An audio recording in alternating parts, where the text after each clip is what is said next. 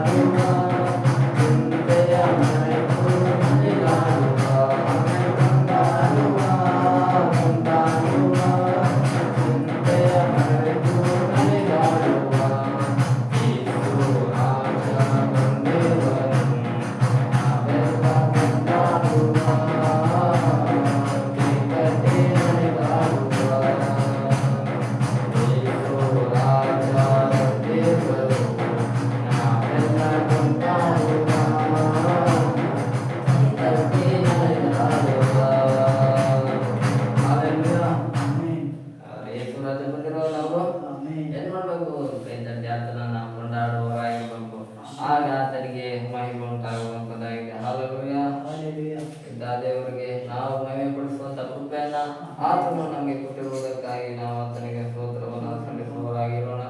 Hallelujah. ನಾವೆಲ್ಲರೂ ಈಗ ಎದ್ದು ನಿಂತು ಕರ್ತನನ್ನ ಆರಾಧನೆ ಮಾಡಿಕೊಳ್ಳುವುದಾಗಿರೋಣ. ಆತನನ್ನು ದೃಷ್ಟಿಸಿ ನೋಡುತ್ತಾ ಆತನು ಇದುವರೆಗೂ ನಮ್ಮ ಜೀವಿತದಲ್ಲಿ ಮಾಡಿದ ಎಲ್ಲ ಉಪಕಾರಗಳನ್ನು ನಾವು ನೆನೆಸುತ್ತ ಆತನಿಗೆ ನಾವು ಸ್ತೋತ್ರವನ್ನು ಸಲ್ಲಿಸುವವರಾಗಿರೋಣ. ಹೌದು ದೇವರೇ, ನೀನು ಒಳ್ಳೆಯವರು, ಒಳ್ಳೆಯವಂತೆ ನಮ್ಮ ಜೀವಿತದಲ್ಲಿ ಇದುವರೆಗೂ ಮಾಡಿದ್ದಕ್ಕಾಗಿ ನಾವು ನಿಮಗೆ ಸ್ತೋತ್ರವನ್ನು ಸಲ್ಲಿಸುತ್ತೇವಪ್ಪ. ಓ ದೇವರೇ, ನಾವು ಕಷ್ಟದಲ್ಲಿದ್ದಾಗ ನಮ್ಮನ್ನು ಕರೆಯಿಸಿದ ದೇವರು ನೀನಾಗಿರುವುದಕ್ಕಾಗಿ ಸ್ತೋತ್ರವನ್ನು ಸಲ್ಲಿಸುತ್ತೇವೆ. ನಾವು ರೋಗದಲ್ಲಿದ್ದಾಗ ನನ್ನ ಬಂದು ನೋಡಿರುವಂತ ದೇವರು ನೀನಾಗಿರುವುದಕ್ಕಾಗಿ ಸ್ತೋತ್ರವನ್ನು ಸಲ್ಲಿಸುತ್ತೇವಪ್ಪ. ದೇವರೇ, ನಾವು ಬೆಂಕಿಗೆ ಹಾದು ಹೋಗುವಾಗ ನಮಗೆ ಬೆಂಕಿ ತಾಕದ ಹಾಗೆ ನಮ್ಮನ್ನು ಕಾಪಾಡಿರುವಂತ ದೇವರು ನೀನಾಗಿರುವುದಕ್ಕಾಗಿ ನಾವು ನಿಮಗೆ ಸ್ತೋತ್ರವನ್ನು ಸಲ್ಲಿಸುತ್ತೇವೆ. ಓ ದೇವರೇ, ನೀ ನಮ್ಮ ಜೀವಿತದಲ್ಲಿ ಮಾಡಿದ ಎಲ್ಲ ಉಪಕಾರಗಳಿಗಾಗಿ ಸ್ತೋತ್ರವನ್ನು ಸಲ್ಲಿಸುತ್ತೇವೆ. ದೇವರೇ ಅಪ್ಪ, ಜಲ ಪ್ರವಾಹದ ಘೋಷದಂತ ಧ್ವನಿಯನ್ನು ಹೊಂದಿರುವ ನಮ್ಮ ದೇವರು ನೀನಾಗಿರುವುದಕ್ಕಾಗಿ ನಾವು ನಿಮಗೆ ಸ್ತೋತ್ರವನ್ನು ಸಲ್ಲಿಸುತ್ತೇವೆ ಅಪ್ಪ. ಓ ಬೆಂಕಿಯ ಕಣ್ಣುಗಳು ನಮ್ಮ ದೇವರೇ, ನಿಮಗೆ ನಾವು ಸ್ತೋತ್ರವನ್ನು ಸಲ್ಲಿಸುವವರಾಗಿದ್ದೇವಪ್ಪ. ಓ ನಿಲುವಂಗಿಯನ್ನು ಕಟ್ಟುಕೊಂಡಿರುವ ನಮ್ಮ ದೇವರೇ, ನಿಮಗೆ ಸ್ತೋತ್ರವನ್ನು ಸಲ್ಲಿಸುತ್ತೇವೆ ಅಪ್ಪ. ನಿನ್ನ ಪಾದಗಳು ಕುಂಟೆಯಲ್ಲಿ ಕಾಯಿಸಿದ ತಾಮ್ರದಲ್ಲಿರುವುದಕ್ಕಾಗಿ ನಿಮಗೆ ಸ್ತೋತ್ರವನ್ನು ಸಲ್ಲಿಸುತ್ತೇವೆ. ಎದೆಗೆ ಚಿನ್ನದ ಪಟ್ಟಿಯನ್ನು ಕಟ್ಟಿಕೊಂಡಿರುವ ನಮ್ಮ ದೇವರೇ, ನಿಮಗೆ ಸ್ತೋತ್ರವನ್ನು ಸಲ್ಲಿಸುತ್ತೇವೆ. ನಿನ್ನ ಕೂದಲು ಬಿಳಿಯ ಉಣ್ಣೆಯಂತಿರುವುದಕ್ಕಾಗಿ ಸ್ತೋತ್ರವನ್ನು ಸಲ್ಲಿಸುತ್ತೇವೆ. ನಿನ್ನ ಬಾಯಿಂದ ಇಬ್ಬಾಯ ಕತ್ತಿ ಹೊಡೆದಿರುವುದಕ್ಕಾಗಿ ಸ್ತೋತ್ರ, ಅದು ನಿನ್ನ ವಾಕ್ಯವಾಗಿರುವುದಕ್ಕಾಗಿ ಸಲ್ಲಿಸುತ್ತೇವೆ.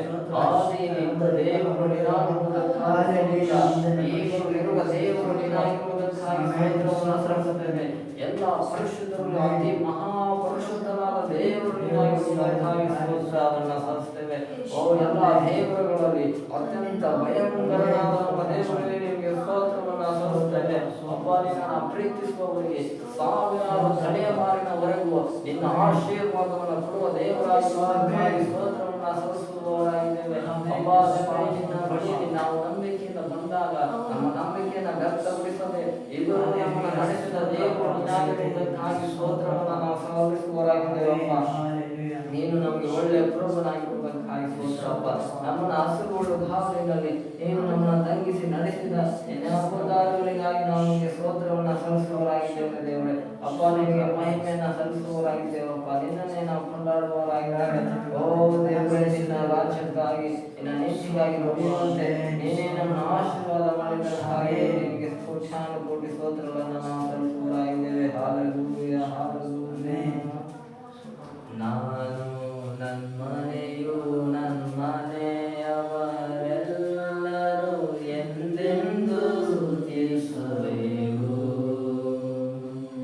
ನಾನು ನನ್ನ ಮನೆಯು ನನ್ನ ಮನೆಯವರೆಲ್ಲರೂ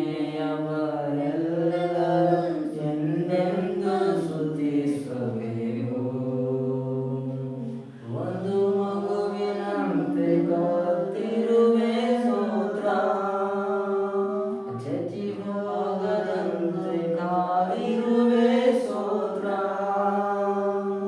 ಒಂದು ಮಗುವಿನಂತೆ ಕಾದಿರುವೆ ಸ್ತೋತ್ರ.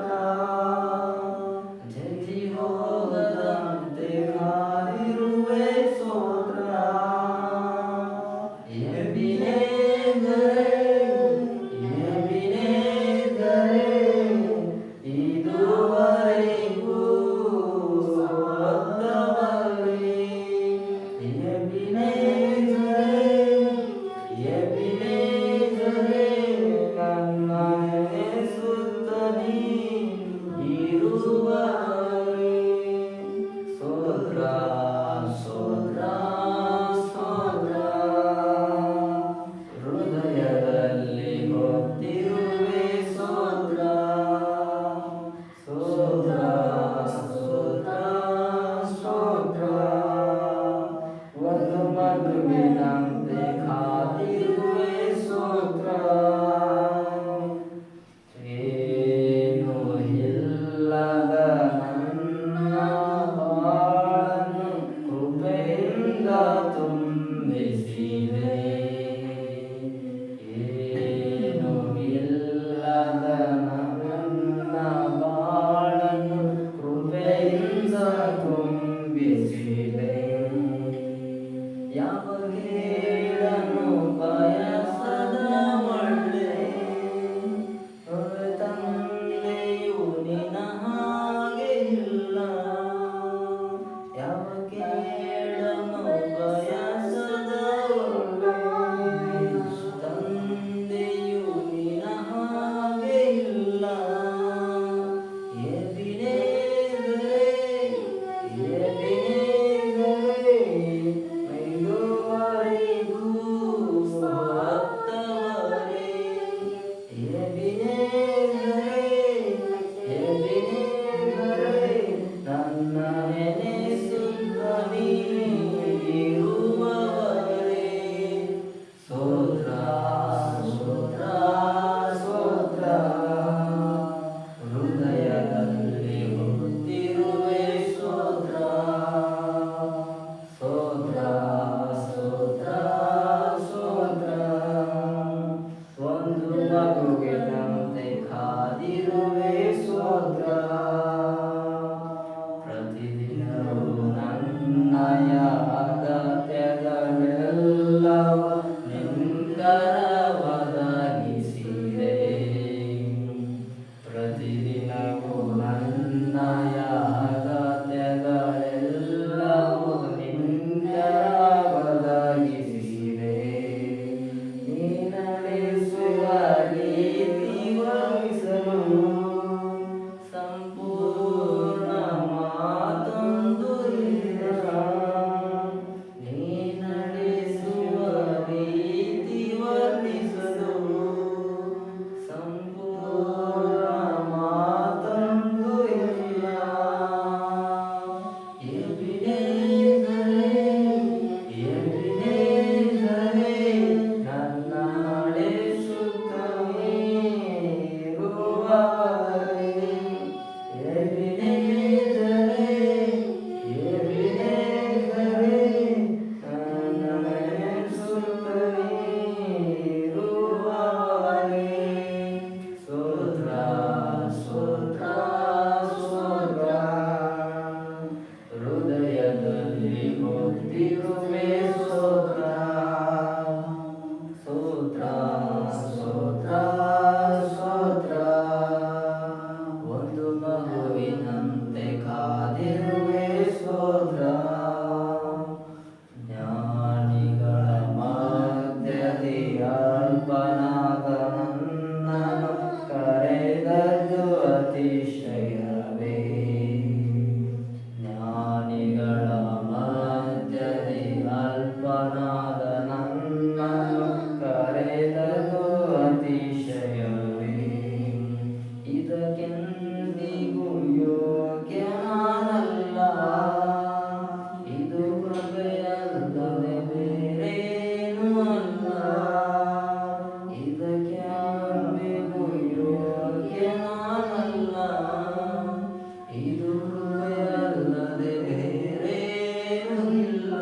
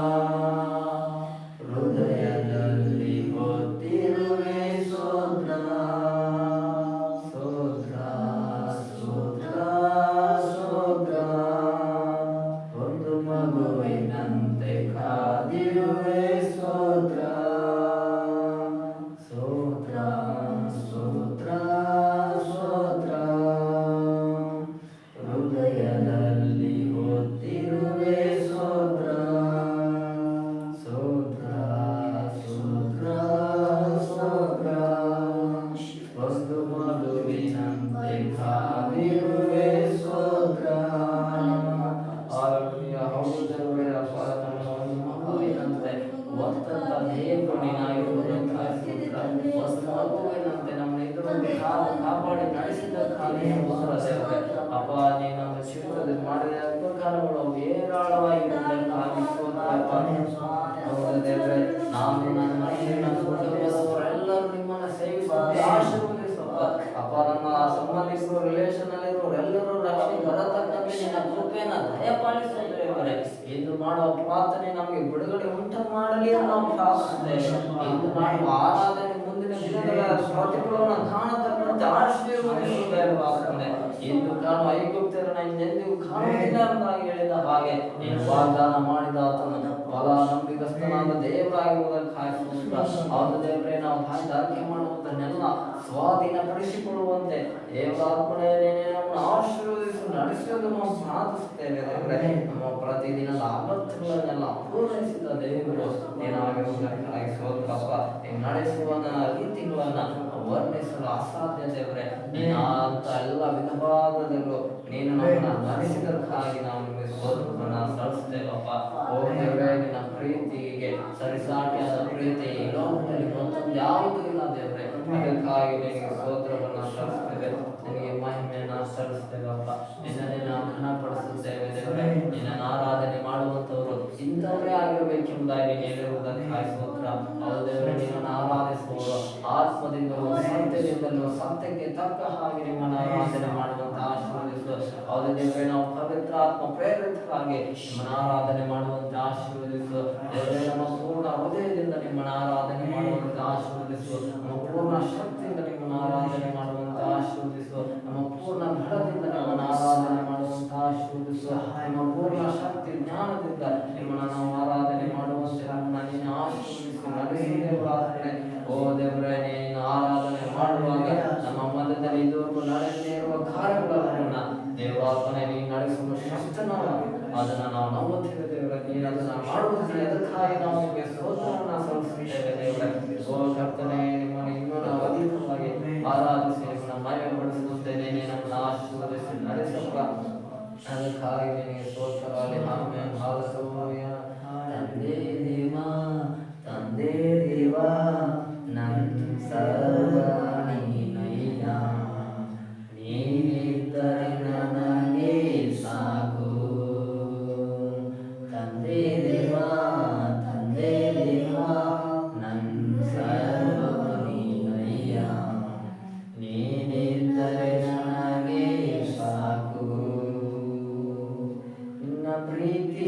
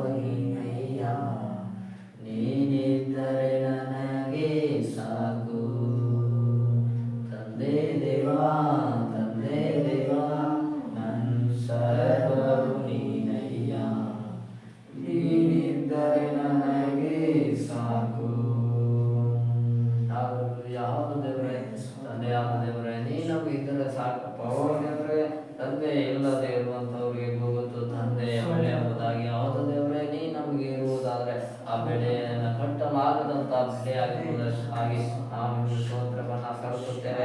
ಯಾಕೆಂದ್ರೆ ನಿನ್ನ ಪ್ರೀತಿಯನ್ನ ವರ್ಣಿಸಲು ಈ ಬದುಕೆಲ್ಲ ಸಾಲದು ಕರ್ತನೆ. ಅಷ್ಟರಲ್ಲೆಲ್ಲ ನಮ್ಮನ್ನ ಬಹಳವಾಗಿ ಪ್ರೀತಿಸುವಂತ ದೇವರು ನೀನಾಗಿರುವುದಕ್ಕಾಗಿ ಸ್ತೋತ್ರ. ಅದರಿಂದ ನಿನ್ನ ವಾಕ್ಯ ಹೇಳುವಂತೆ ದೇವರು ಲೋಕದ ಮೇಲೆ ಎಷ್ಟೋ ಪ್ರೀತಿಯನ್ನಿಟ್ಟು ತನ್ನ ಒಬ್ಬನೇ ಮಗನನ್ನ ಕೊಟ್ಟನು. ಆತನು ಒಬ್ಬನಾದರೂ ನಾಶವಾಗದೆ ಎಲ್ಲರೂ ನಿತ್ಯ ಜೀವನ ಪಡೆಯಬೇಕೆಂದು ಆತನನ್ನು ಕೊಟ್ಟನು ಎಂಬುದಾಗಿ. ಹೌದವರೇ, ನೀನು ಲೋಕದ ಮೇಲೆ ಎಷ್ಟೋ ಪ್ರೀತಿಯನ್ನಿಟ್ಟು ನಿನ್ನ ಮಗನಾದ ಯೇಸುವನ್ನ ನಮಗಾಗಿ ಕೊಟ್ಟಿದ್ದಕ್ಕಾಗಿ ಸ್ತೋತ್ರವನ್ನು ಸಲ್ಲಿಸುತ್ತೇವೆ ದೇವರೇ. ಓ ದೇವರೇ, ಆ ಮಗನನ್ನು ಕೊಟ್ಟಿದ್ದ ನಿಮಿತ್ತ ಈ ದಿನ ನಾವು ನಿನ್ನ ಸನ್ನಿಧಾನದಲ್ಲಿ ನಿಲ್ಲುವಂತೆ ನೀನನ್ನು ಆಶೀರ್ವಾದ ಮಾಡಿದಕ್ಕಾಗಿ ಸ್ತೋತ್ರ ದೇವರೇ. ಓ ಈ ದೊಡ್ಡ ಕೃಪೆಯನ್ನು ಆಶೀರ್ವಾದವನ್ನ ನಮ್ಮ ಜೀವಿತಕ್ಕೆ ಅನುಗ್ರಹಿಸಿಕೊಟ್ಟಂತ ದೇವರು ನೀನಾಗಿರುವುದಕ್ಕಾಗಿ ನಾವು ಸ್ತೋತ್ರವನ್ನು ಸಲ್ಲಿಸುತ್ತೇವಪ್ಪ. ದೇವರೇ, ನೀನು ನಮಗೆ ಪ್ರಾಣ ಸ್ನೇಹಿತನಾಗಿರುವುದಕ್ಕಾಗಿ ನಿನ್ನ ವಾಕ್ಯವು ಒಂದು ಜೇನಿಗಿಂತಲೂ ಜೇನುತುಪ್ಪಕ್ಕಿಂತಲೂ ಸಿಹಿಯಾದಂಥ ವಾಕ್ಯಗಳಿಗಾಗಿ ನಾವು ನಿಮಗೆ ಸ್ತೋತ್ರವನ್ನು ಸಲ್ಲಿಸುತ್ತೇವೆ.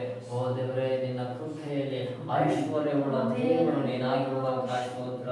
ಭಕ್ತನಾದ ಪೌಲನು ಹೇಳುವಂತೆ ನಿನ್ನ ಕೃಪೆಯೇ ನನಗೆ ಸಾಕು ಎಂಬುದಾಗಿ. ಹೌದು ದೇವರೇ, ನಿನ್ನ ಒಂದೇ ಒಂದು ಕೃಪೆ ಅದು ನಮ್ಮ ಜೀವಿತವನ್ನು ಬದಲಾಯಿಸುವುದಕ್ಕಾಗಿ ಸ್ತೋತ್ರ. ನಿನ್ನ ಒಂದು ಕೃಪೆ ನಮ್ಮನ್ನು ಆಶೀರ್ವಾದವಾಗಿ ಮಾಡುವುದಕ್ಕೆ ಶಕ್ತನಾದ ಕೃಪೆ ಆಗಿರುವುದಕ್ಕಾಗಿ ಸ್ತೋತ್ರ. ಪಾಪದಲ್ಲಿ ಇದ್ದಂಥ ನಮ್ಮನ್ನ ನಿನ್ನ ಒಂದು ಕೃಪೆ ಪರಿಶುದ್ಧ ಮಾಡಿದ್ದಕ್ಕಾಗಿ ಸ್ತೋತ್ರ ದೇವರೇ. ಓ ದೇವರೇ, ಲೋಕದಲ್ಲಿ ನಾವು ಕೆಟ್ಟವರಾದಂಥ ನಮ್ಮನ್ನ ನಿನ್ನ ಒಂದು ಕೃಪೆ ನಮ್ಮನ್ನ ಒಳ್ಳೆಯವರನ್ನಾಗಿ ಬದಲಾಯಿಸಿದ್ದಕ್ಕಾಗಿ ಸ್ತೋತ್ರವನ್ನು ಸಲ್ಲಿಸುತ್ತೇವೆ.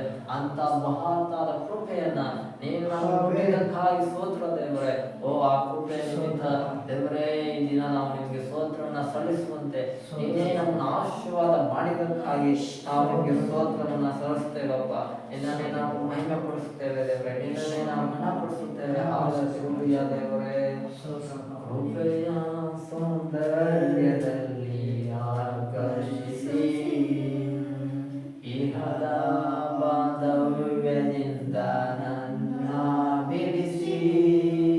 ಕೃಪೆಯ ಸೌಂದರ್ಯದಲ್ಲಿ ಆಕರ್ಷಿಸಿ ಇಹದ ಬಾಂಧವ್ಯದಿಂದ ನನ್ನ ಬಿಡಿಸಿ. ನನ್ನನ್ನೇ ಮೈಮರೆಸಿ ನಿನ್ನ ಚಿಂತೆಯಲ್ಲಿ ತೇಲಾಡಿಸಿ. ನನ್ನನ್ನೇ ಮೈಮರೆಸಿ ನಿನ್ನ ಚಿಂತೆಯಲ್ಲಿ ತೇಲಾಡಿಸಿ. ಪ್ರತಿದಿನವೂ ನನ್ನ ಜೊತೆಲಿರುವೆನೆಂದ ಪ್ರಾಣೇಶ್ವರ. ಎತ್ತ ತಾಯಿ ಮರೆತರೂ ಮರೆಯನೆಂದ ಸರ್ವೇಶ್ವರ. ಪ್ರತಿದಿನವೂ ನನ್ನ ಜೊತೆಲಿರುವೆನೆಂದ ಪ್ರಾಣೇಶ್ವರ. ಎತ್ತ ತಾಯಿ ಮರೆತರೂ ಮರೆಯನೆಂದ ಸರ್ವೇಶ್ವರ. ಕೃಪೆಯ ಸೌಂದರ್ಯದಲ್ಲಿ ಆಕರ್ಷಿಸಿ ಇಹದ ಬಾಂಧವ್ಯದಿಂದ ನನ್ನ ಬಿಡಿಸಿ.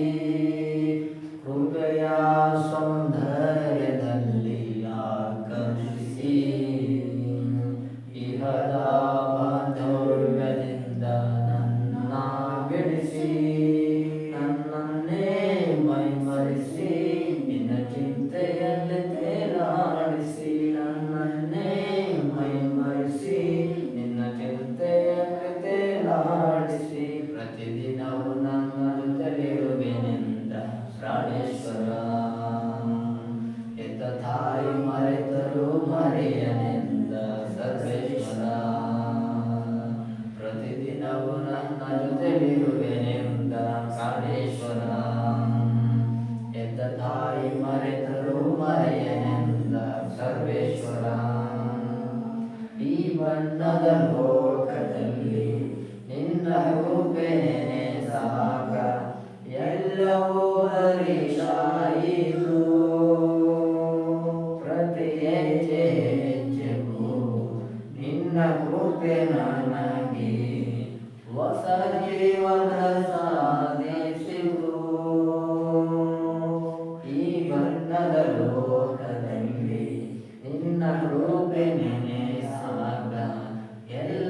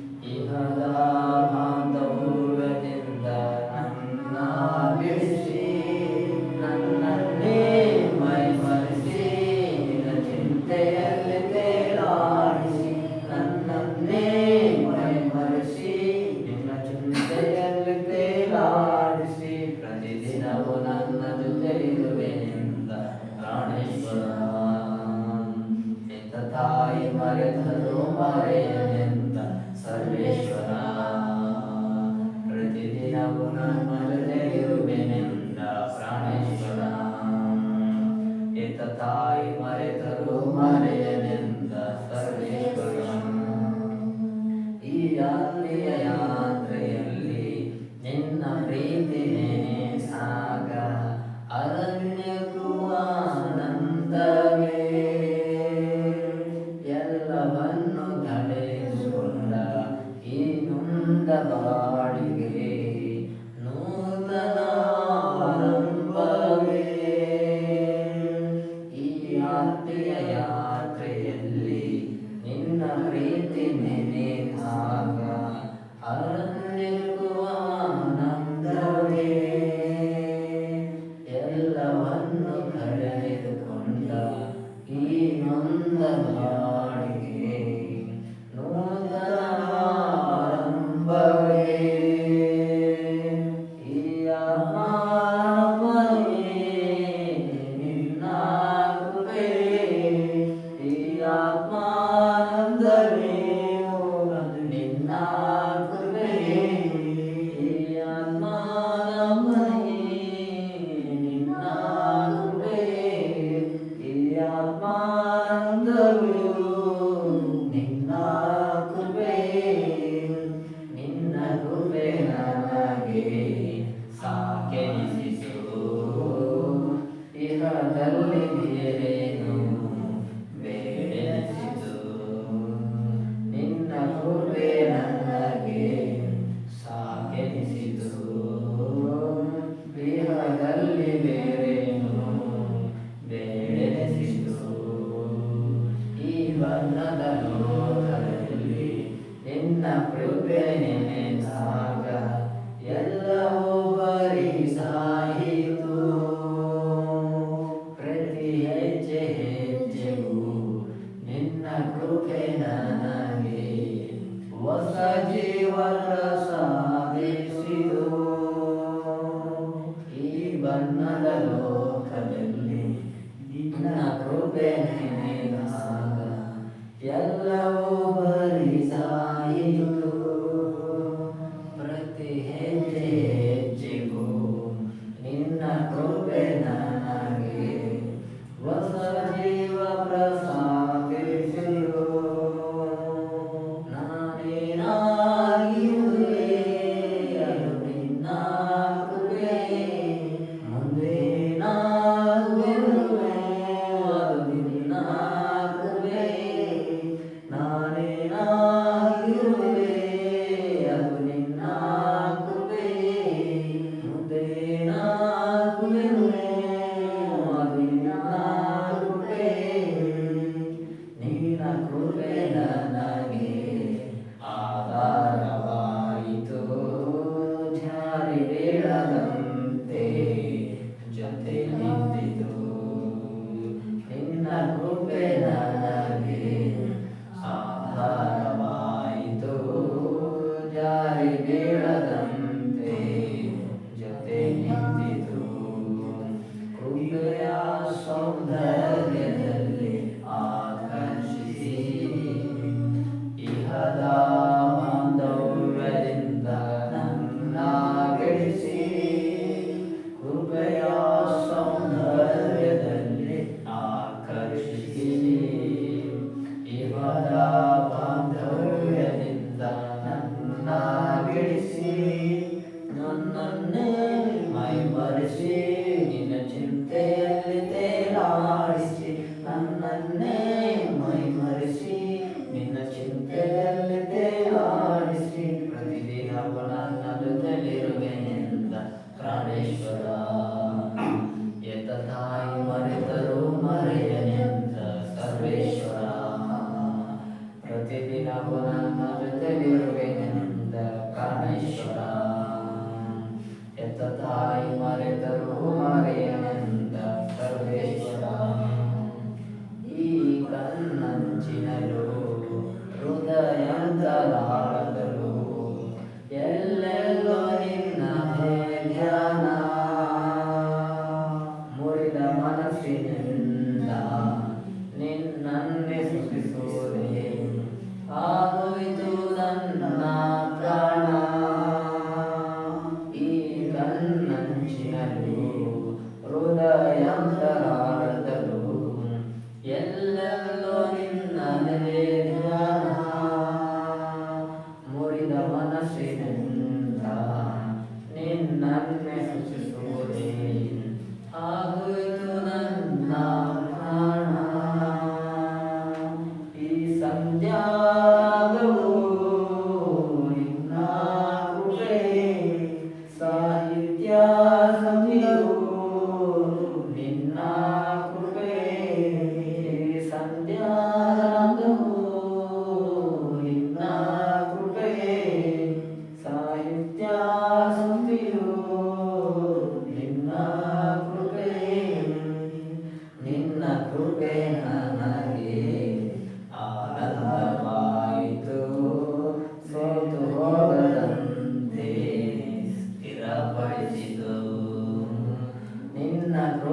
ನನಗೆ ಆಧಾರವಾಯಿತು. ಸೋತು ಹೋಗದಂತೆ ಸ್ಥಿರಪಡಿಸಿತು.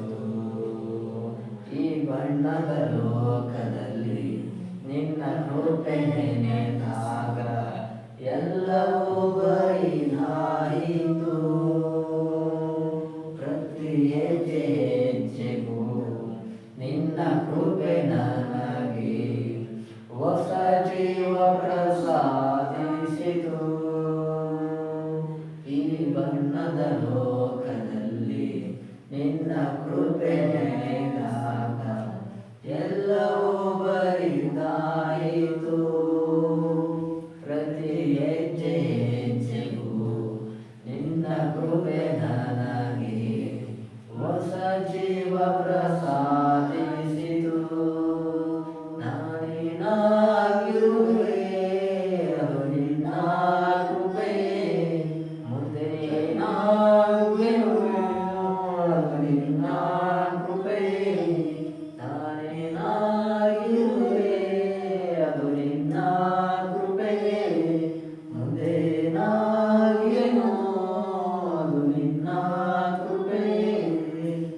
ನಿನ್ನ ಕೃಪೆ ನನಗೆ ಆಧಾರವಾಯಿತು. ಜಾರಿ ಬೀಳದಂತೆ ಜೊತೆ ನಿಂತಿತು. ನಿನ್ನ ಕೃಪೆ ನನಗೆ ಆಧಾರವಾಯಿತು.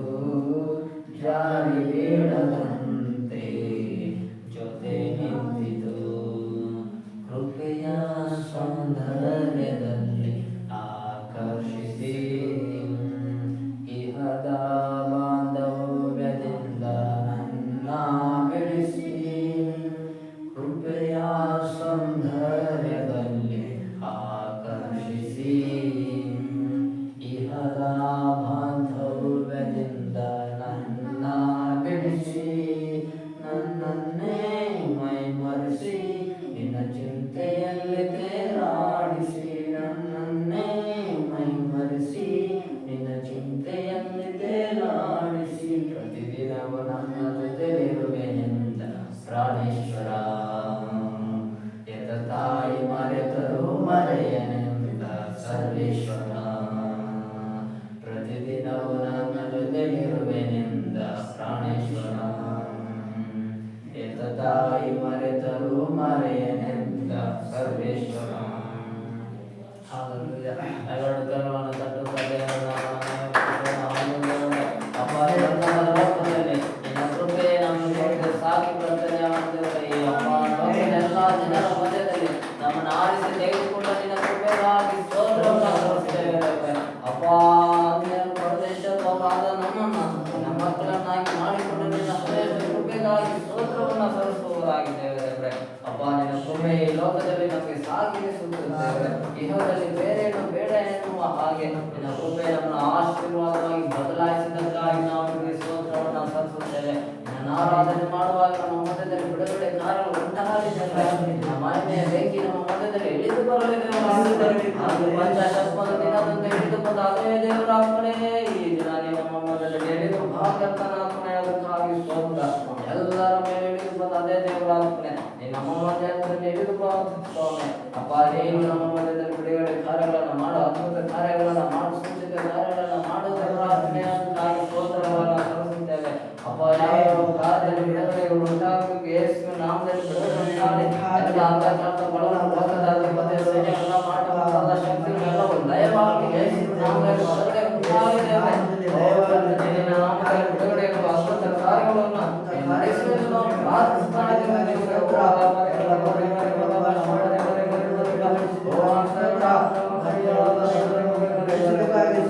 ಓ ದೇವರೇ, ನಿನ್ನ ಮಹಿಮೆ ನಮ್ಮೆಲ್ಲರನ್ನ ತುಂಬಿಕೊಳ್ಳಲಿ. ನಿನ್ನ ಮಹಿಮೆ ನಮ್ಮೆಲ್ಲರನ್ನ ಆವರಿಸಿಕೊಳ್ಳಲಿ. ನಿನ್ನ ಬೆಂಕಿ ಆತ್ಮನು ನಮ್ಮನ್ನು ಮುಖ್ಯವೆಂದು ನಾವು ಪ್ರಾರ್ಥಿಸುತ್ತೇವೆ.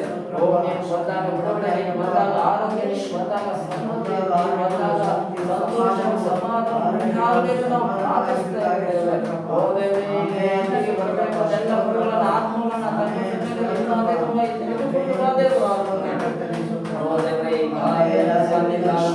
ಎಲ್ಲ ದುಃಖಗಳನ್ನು ನಡೆಯುವವರೇ. ಓ ದೇವರೇ, ಕಾರ್ಯಗಳು ನಿಲ್ಲುವಂತೆ ಯೇಸುವಿನ ನಾಮದಲ್ಲಿ ಓ ದೇವರೇ ನಿನ್ನ ನಾಮದಲ್ಲಿ ಬಿಡುಗಡೆ ನಡೆಯಲಿ ನಡೆಯಲಿ ಎಂದು ನಾವು ಪ್ರಾರ್ಥಿಸ್ತಾ ಇದ್ದೇವೆ ದೇವರೇ. ಓ ನಿನ್ನ ರಕ್ತದಿಂದ ನಮ್ಮೆಲ್ಲರನ್ನು ತೊಳೆದು ಶುದ್ಧ ಮಾಡಬೇಕೇ. ನಮ್ಮೆಲ್ಲರಲ್ಲಿರುವ ಅವೆಲ್ಲರೂ ಪರಿಶುದ್ಧರಾಗಿರುತ್ತಾನೆ. ನಾವೆಲ್ಲರೂ ನಿನ್ನ ಸನ್ನಿಧಾನದಲ್ಲಿ ಪರಿಶುದ್ಧರಾಗಿ ನಿಲ್ಲುವಂತೆ ಆಶೀರ್ವದಿಸು ದೇವರೇ. ಯಾಕೆಂದ್ರೆ ಪರಿಶುದ್ಧತೆ ಇಲ್ಲದೆ ಯಾರು ಕೂಡ ದೇವರನ್ನ ಮೆಚ್ಚಿಸುವುದು ಅಸಾಧ್ಯ ಎಂಬುದಾಗಿರುವ ಆಶಾ ದೇವರೇ. ನಾವು ಪರಿಶುದ್ಧತೆಯಿಂದ ನಿನ್ನ ಸನ್ನಿಧಾನಕ್ಕೆ ಬಂದು ನಿನ್ನನ್ನು ಮೆಚ್ಚಿಸುವಂತೆ ನಮ್ಮನ್ನು ಆಶೀರ್ವದಿಸು ದೇವರೇ. ನಿನ್ನ ಪರಿಶುದ್ಧ ಆತ್ಮನಿಂದ ನಮ್ಮನ್ನು ಇನ್ನೂ ಅಧಿಕವಾಗಿ ತುಂಬಿಸಿ ನಡೆಸುವುದು ನಾವು ಸಾಧಿಸುತ್ತೇವೆ ದೇವರೇ. ಆ ನಿನ್ನ ಮಹಿಮೆ ಆತ್ಮನು ನಮ್ಮ ಮಧ್ಯದಲ್ಲಿ ಸಂಚರಿಸುತ್ತಲೇ ಇರುವುದಕ್ಕಾಗಿ ಸ್ತೋತ್ರ. ಓ ದೇವರೇ, ನೀ ನಮ್ಮ ಮಧ್ಯದಲ್ಲಿ ಬಿಡುಗಡೆ ಹೋಗುವ ಕಾರ್ಯವನ್ನು ನಡೆಸುವುದಕ್ಕಾಗಿ ಸ್ತೋತ್ರ. ಅದ್ಭುತ ಕಾರ್ಯಗಳನ್ನು ನಡೆಸುವುದಕ್ಕಾಗಿ ಸ್ತೋತ್ರ ದೇವರ. ಕೊರತೆಗಳನ್ನು ನೀಗಿಸುವುದಕ್ಕಾಗಿ ಸ್ತೋತ್ರ. ದುಃಖಗಳನ್ನು ನೀಗಿಸಿ ಸಂತೋಷವನ್ನು ಕೊಡುವುದಕ್ಕಾಗಿ ಸ್ತೋತ್ರವನ್ನು ಸಲ್ಲಿಸುತ್ತೇವೆ ದೇವರೇ. ನಿನ್ನ ಸನ್ನಿಧಾನದಲ್ಲಿ ಪರಿಪೂರ್ಣವಾದ ಸಂತೋಷವಿದೆ. ಮಳಗೆಯಲ್ಲಿ ಶಾಶ್ವತವಾದ ಭಾಗ್ಯವಿದೆ ಎಂಬ ವಾಕ್ಯಕ್ಕಾಗಿ ಸ್ತೋತ್ರ. ಹೌದೇವರೇ, ನಿನ್ನ ಸನ್ನಿಧಾನದಲ್ಲಿ ಆತ್ಮ ಪ್ರೇರಿತರಾಗಿ ನಿನ್ನ ಆರಾಧನೆ ಮಾಡುವಾಗ ನಿನ್ನ ಪರಲೋಕದ ಸಂತೋಷವನ್ನ ನಮ್ಮ ಹೃದಯದಲ್ಲಿ ನೀನು ದಯಪಾಲಿಸುವುದಕ್ಕಾಗಿ ಸ್ತೋತ್ರ. ಈ ಪರಲೋಕದ ಸಂತೋಷಕ್ಕೆ ಬದಲಾಗಿ ಲೋಕದಲ್ಲಿ ಯಾವುದು ಕೂಡ ಅದಕ್ಕೆ ಸರಿಸಲು ಬರಲು ಸಾಧ್ಯವೇ ಇಲ್ಲ. ಅದಕ್ಕಾಗಿ ಸ್ತೋತ್ರವನ್ನು ಪಡಿಸ್ತೇವೆ ದೇವರೇ. ನಿನ್ನ ಆತ್ಮದಿಂದಲೂ ಸತ್ಯದಿಂದಲೂ ಸತ್ಯಕ್ಕೆ ತಕ್ಕ ಹಾಗೆ ಪರಿಶುದ್ಧ ಆತ್ಮನೇ ನಾವು ನಿಮ್ಮನ್ನು ಆರಾಧನೆ ಮಾಡುವಂತೆ, ನಿಮ್ಮನ್ನು ಮಹಿಮೆ ಪಡಿಸುವಂತೆ, ನಿನ್ನನ್ನು ಘನಪಡಿಸುವಂತೆ, ಏನು ನಮ್ಮನ್ನು ಆಶೀರ್ವಾದ ಮಾಡಿದ್ದಕ್ಕಾಗಿ ನಾವು ನಿಮಗೆ ಕೋಟಿ ಸ್ತೋತ್ರಗಳನ್ನು ಸಲ್ಲಿಸುವವರಾಗಿದ್ದೇವೆ. ನಿನಗೆ ವಂದನೆಯನ್ನು ಸಲ್ಲಿಸುವವರಾಗಿದ್ದೇವೆ. ನಿನ್ನನ್ನೇ ನಾವು ಮಹಿಮೆಪಡಿಸುವವರಾಗಿದ್ದೇವೆ. ಕರ್ತನಾತ್ಮನೇ, ನಿನಗೆ ವಂದನೆ ಸಲ್ಲಿಸುತ್ತೇವೆ. ನಿನಗೆ ಘನತೆ ಗೌರವ ಹಿಂದೆಂದಿಗೂ ಶಾಶ್ವತವು ನಿನಗೆ ಮಾತ್ರ ಸಲ್ಲಲ್ಲಪ್ಪ. ಇದುವರೆಗೂ ಯಾರಾದರೂ ಕೊಟ್ಟವನ ನೀನಾದಿಂದಲೂ ಇದುವರೆಗೂ ನಡೆಸಿಕೊಟ್ಟಿದ್ದಕ್ಕಾಗಿ ಸ್ತೋತ್ರ. ಮುಂದಿನ ಎಲ್ಲ ಭಾಗಗಳನ್ನು ನಿನ್ನ ಕರಗಳಲ್ಲಿ ಒಪ್ಪಿಸಿಕೊಡ್ತೇವೆ. ನೀನು ನಮ್ಮ ಮಧ್ಯದಲ್ಲಿ ಇದು ನಡೆಸು. ಅದ್ರ ಮುಖಾಂತರ ನೀನು ಇನ್ನೊಂದು ಬೇಕೆಂದು ನಾವು ನಿನ್ನ ಹೆಸರನ್ನು ಪ್ರಾರ್ಥಿಸ್ತಾ ಇದ್ದೀವಪ್ಪ. ಮುಂದೆ ಕಾಣಿಕೆ ಬಗ್ಗೆ ಎಲ್ಲ ನೀನು ತಾನು ಆಶೀರ್ವದಿಸು. ಸಾಕ್ಷಿ ಬಗ್ಗೆ ಎಲ್ಲ ನೀನು ಆಶೀರ್ವದಿಸು. ವಾಕ್ಯದ ಮುಖಾಂತರವೂ ಕೂಡ ನಿನ್ನ ಮುಖಾಂತರ ಮಾತನಾಡು. ಇದೆಲ್ಲ ಎಲ್ಲವನ್ನ ನೀನೇ ತಿಳಿಯಪಡಿಸು. ಏನೇ ಮಹಿಮೆಂದು ಘನವೊಂದು ಎಲ್ಲ ಘನ ಮಾನ ಮಹಿಮೆ ನಿನಗೆ ಸಲ್ಲಿಸುತ್ತಾ ಯೇಸುವಿನ ಹೆಸರಿನಲ್ಲಿ ಪ್ರಾರ್ಥಿಸಿ ಬಿಡುವುದಿದ್ದೇವೆ ತಂದೆ ಆದ ದೇವರೇ. Amen amen. ಹಲ್ಲೆಲೂಯಾ. ನಾವೆಲ್ಲರೂ ಪದಾಡಿ ದೇವರಾಗಿ ಕಾಂಚಿನ ತೆಗೆದುಕೊಳ್ಳುವಂತ ಸಮಯಕ್ಕೆ ಬಂದಿದ್ದೇವೆ. ನಾವು ಕಾಣಿಕೆನ ಯೇಸು ಯೇಸು ನಾಮದಲ್ಲಿ ಜಯವು ಜಯ ನನಗೆ. ಯೇಸು ಯೇಸು ರಕ್ತದಲ್ಲಿ ಜಯವು ಜಯ ನಮಗೆ. ಯೇಸು ಯೇಸು ನಾಮದಲ್ಲಿ ಜಯವು ಜಯ ನಮಗೆ. ಆಮೆನ್. ಯೇಸು ಯೇಸು ರಕ್ತದಲ್ಲಿ ಬಿಡುಗಡೆ ನಮಗೆ. ಯೇಸು ನಾಮ ನನ್ನ ಬಾಯಲ್ಲಿ ಹೇಳುವಾಗ ಜಯವು ನನಗೆಯಲ್ಲಿ. ಯೇಸು ನಾಮ ನನ್ನ ಬಾಯಲ್ಲಿ ಹೇಳುವಾಗ ಜಯವು ನನ್ನಲ್ಲಿ. ಹೇಳು ಜಯ ಜಯ ಜಯ ಜಯ ಜಯ ಯೇಸು ಹೆಸರಲ್ಲಿ. ಹೇಳು ಜಯ ಜಯ ಜಯ ಜಯ ಜಯ ಯೇಸು ಹೆಸರಲ್ಲಿ. ಯೇಸು ಯೇಸು ನಾಮದಲ್ಲಿ ಜಯವು ಜಯ ನಮಗೆ. ಯೇಸು ಯೇಸು ರಕ್ತದಲ್ಲಿ ಬಿಡುಗಡೆ ನಮಗೆ. ಯೇಸು ಯೇಸು ನಾಮದಲ್ಲಿ ಜಯವು ಜಯ ನಮಗೆ. ಯೇಸು ಯೇಸು ರಕ್ತದಲ್ಲಿ ಜಯವು ಜಯ ನಮಗೆ. ಹಲ್ಲೆಲೂಯಾ.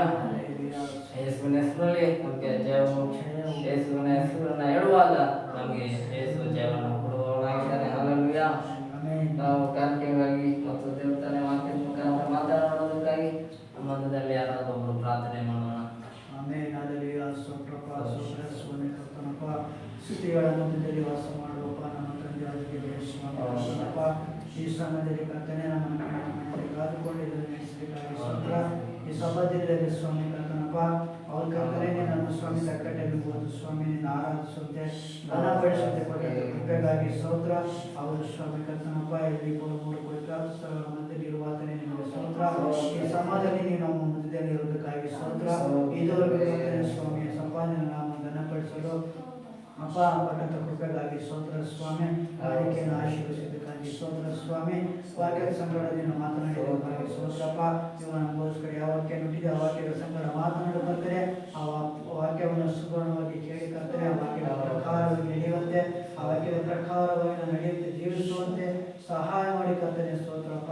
ಆ ದಿನ ಅಂತ್ಯದಿಂದ ಒಳ್ಳೆ ರೀತಿ ನಡೆಸಿಕೊಡಿ ಕರ್ತನೆ ಸ್ತೋತ್ರ. ಎಲ್ಲ ಕಡೆಗಳನ್ನು ಮಾರ್ಪಡಿಸಿದ್ದಕ್ಕಾಗಿ ಸ್ತೋತ್ರ. ಸಂಪೂರ್ಣಗಪ್ಪ ನಮ್ಮನ್ನು ಸಂಪೂರ್ಣವಾಗಿ ಸಜೀವ ಯಜ್ಞವಾಗಿ ಸಮರ್ಪಣೆ ಮಾಡ್ತಿದ್ದೀನಪ್ಪ. ನಿನ್ನ ಪಾತ್ರದಲ್ಲಿದ್ದಪ್ಪ. ನೀನು ನಮ್ಮನ್ನು ಆಳ್ವಿಕೆ ಮಾಡಿ ಬೆಳೆಸಿರ್ತೇನೆ ಸ್ತೋತ್ರಪ್ಪ. ವಾಕ್ಯವನ್ನು ಕೊಡುವುದಪ್ಪ ಬರೆದಂತಾನೆ ಆಶೀರ್ವಾದ ಮಾಡಿರ್ತೇನಪ್ಪ. ನಿನ್ನ ಬಲದಿಂದ ಕೃಪೆಯಿಂದ ತುಂಬಿಸಿರ್ತೇನೆ ಸ್ತೋತ್ರಪ್ಪ. ಆತ್ಮನ ಬಲದಿಂದ ತುಂಬಿಸಿರ್ತೇನೆ ಸ್ತೋತ್ರ.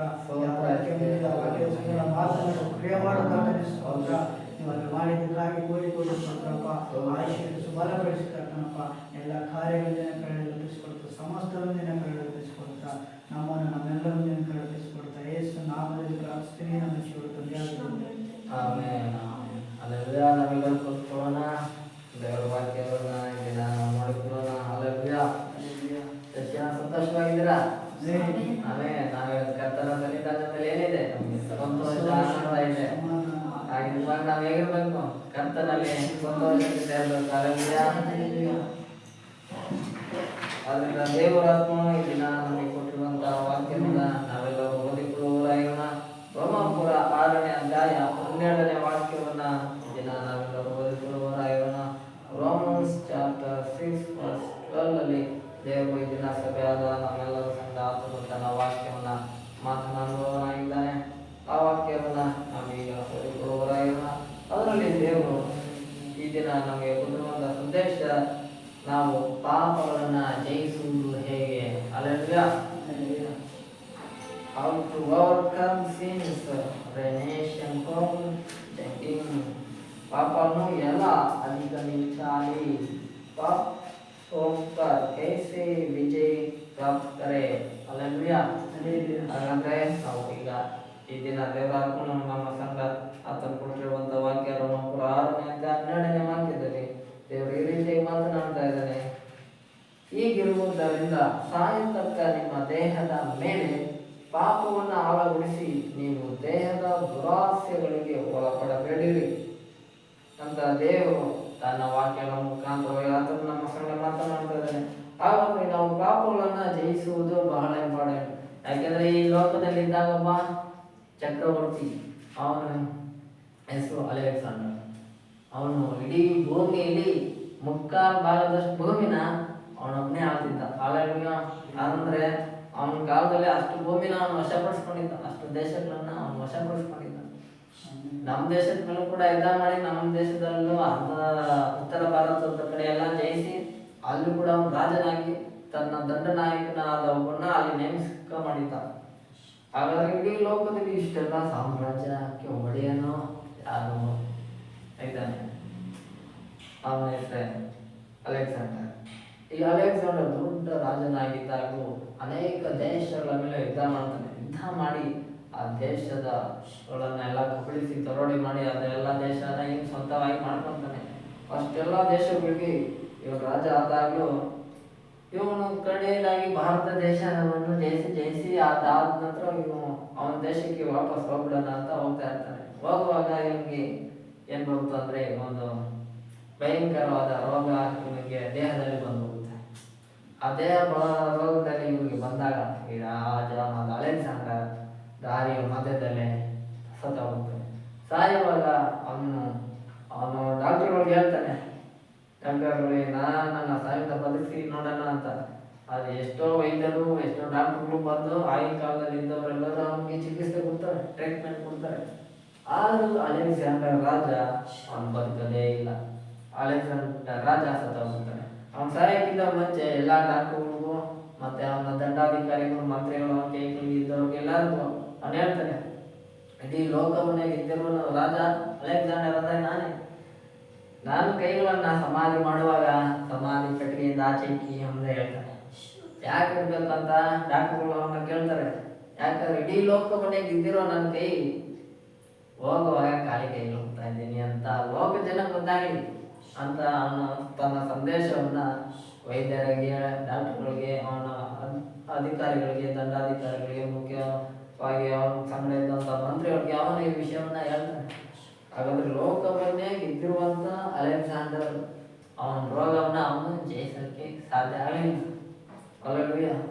ಆದರೆ ನಮ್ಗೆ ಒಬ್ಬ ರಾಜ, ಯೇಸು ರಾಜ ಇದ್ದಾನೆ. ಅಲ್ಲಲ್ವಿಯ. ಈತನಿಗೆ ಎಂಥ ರೋಗ ಇದ್ರು ಆತನ ಗುಣಪಡಿಸ್ತಾನೆ. ಅಲ್ಲಲ್ವಿಯ. ಅದರಿಂದ ನಮ್ಮ ದೇವರು ಎಲ್ಲ ದೇವರುಗಳಲ್ಲೂ ಭಯಂಕರನಾದ ದೇವರು, ಆತನಿಗೆ ಸರಿಸಮನಾದ ದೇವರು. ಲೋಕದಲ್ಲಿ ಒಬ್ಬರು ಕೂಡ ಬರಲು ಸಾಧ್ಯವೇ ಇಲ್ಲ. ಹಾಗಿರುವಾಗ ಯೇಸು ಕ್ರಿಸ್ತನು ಎಂಥ ಕುಷ್ಠರೋಗ ವ್ಯಕ್ತಿಗಳನ್ನು ನೋಡಿದ್ರೆ ಆ ಕುಷ್ಠರೋಗ ಮತ್ತೊಬ್ಬರು ಬರುತ್ತೆ. ಯೇಸುವಿನ ಕಾಲದಲ್ಲಿ, ಈಗಿನ ಕಾಲದಲ್ಲಿ ನಮಗೆ ಕೊರೋನಾ ಹೆಂಗೆ ಬಂದೋಯ್ತು ಆ ಥರ ಒಬ್ಬರು ಕೊರೋನಾ ಬಂದ್ಬಿಟ್ರೆ ಅಕ್ಕಪಕ್ಕದಲ್ಲಿ ಬಂದ್ಬಿಡು. ಈಗ ಅದೇ ರೀತಿ ಆಗಿನ ಕಾಲದಲ್ಲೂ ಕುಷ್ಠರೋಗ ಅಂತ ಅಷ್ಟು ಭಯಂಕರ ಆಗ್ತಿತ್ತು.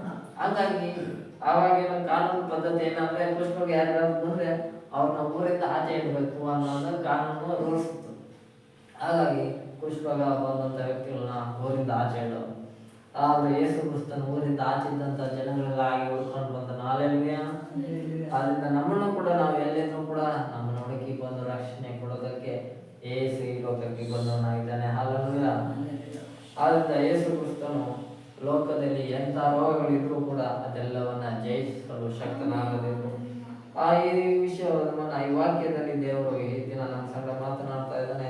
ಸಾಯ ತನಕ ನಿಮ್ಮ ದೇಹದ ಮೇಲೆ ಪಾಪವು ಆಳ್ವಿಕೆ ನಡೆಸಕೂಡದು ನಮ್ಮದಾಗಿ. ಹಾಗಾದ್ರೆ ಪಾಪವು ಲೋಕದಲ್ಲಿರುವ ಪ್ರತಿಯೊಬ್ಬ ಮನುಷ್ಯರ ಮೇಲೆ ಅದು ಆಳ್ವಿಕೆಯನ್ನು ನಡೆಸಲು ಬಯಸುತ್ತೆ.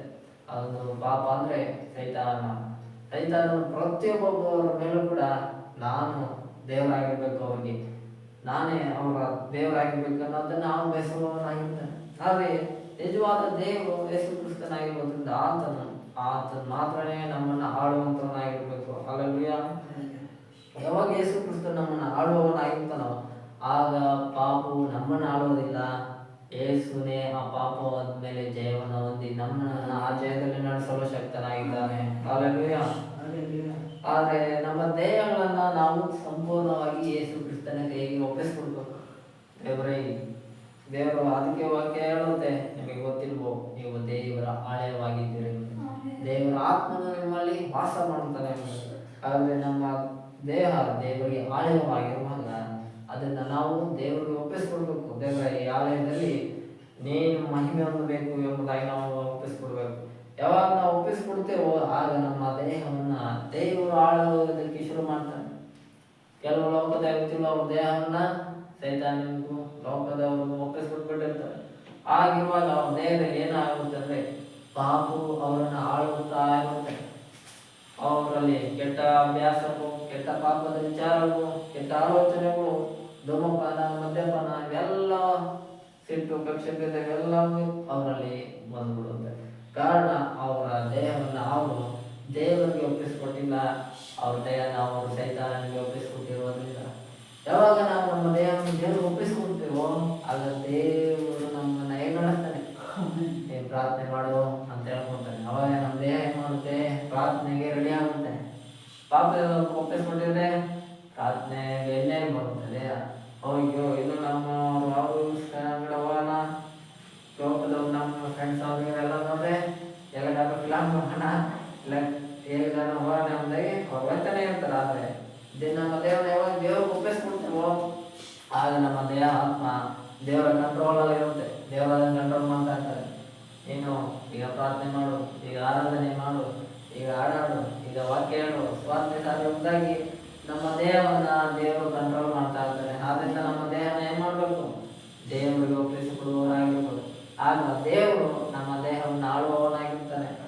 ಆದ್ರಿಂದ ನಮ್ಮ ದೇಹದ ಮೇಲೆ ಪಾಪವು ಆಳಬಾರದು, ಏಸು ಆಳಬೇಕು. ಹಲ್ಲೆಲೂಯಾ.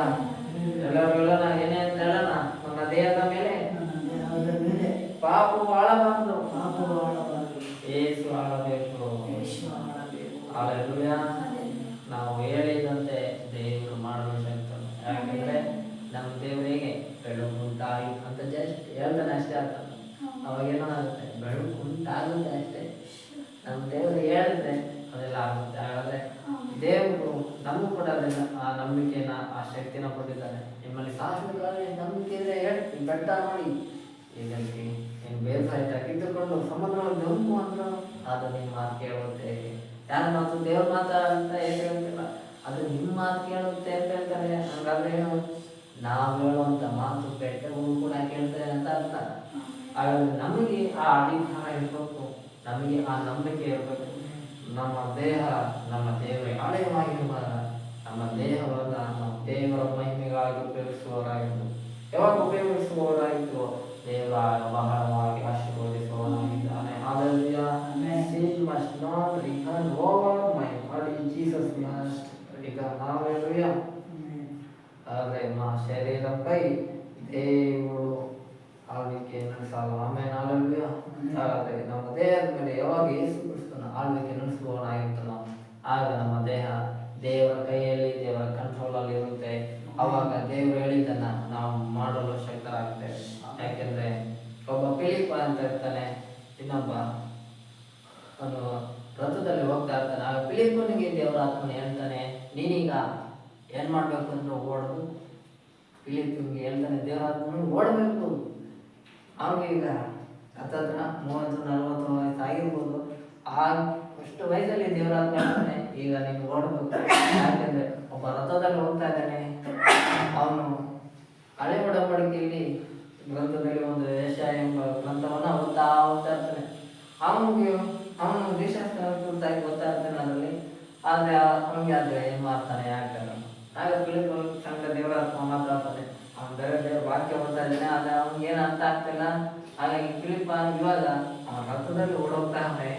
ನೀನು ಇವಾಗ ನಡ್ಕೊಂಡಿದ್ದೀಯ, ಹಾಗಾಗಿ ನೀನು ಇವಾಗ ಅವನನ್ನ ಬಿಟ್ಟು ಹಾಕ್ಬೇಕಂದ್ರೆ ಏನು ಮಾಡಬೇಕು, ಓಡುವವನಾಗಿರ್ಬೇಕು. ಯಾವಾಗ ನೀನು ಓಡ್ತೀವೋ ಆವಾಗ ಅವನು ನಿಮಗೆ ಸಿಗ್ತಾನೆ. ಹೀಗಾಗಿ ದೇವರ ಹೇಳ್ತಾನೆ. ಅದರಂತೆ ಫಿಲಿಪ್ ಏನು ಮಾಡ್ತಾನಂದ್ರೆ ಓಡೋದಕ್ಕೆ ಶುರು ಮಾಡ್ತಾನೆ. ಯಾಕಂದ್ರೆ ದೇವರ ಆತ್ಮನೆ ಅವನನ್ನು ಓಡಿಸ್ತಾನೆ. ಹಂಗಾಗಿ ಅವನ ರಥಕ್ಕಿಂತ ಸ್ಪೀಡಾಗಿ ಓಡೋಗಿ ಆ ರಥದಲ್ಲಿ ಇದ್ದಂಥ ವ್ಯಕ್ತಿಯನ್ನ ಅವ್ನು ಮೀಟಾಗಿ ಅವನಿಗೆ ಕೇಳ್ತಾನೆ, ನೀನು ಏನು ಓದ್ತಾ ಇದೆಯಾ, ಅದು ನೀನು ಗೊತ್ತಾಗ್ತಾ ಅಂತ ಕೇಳ್ತಾನೆ.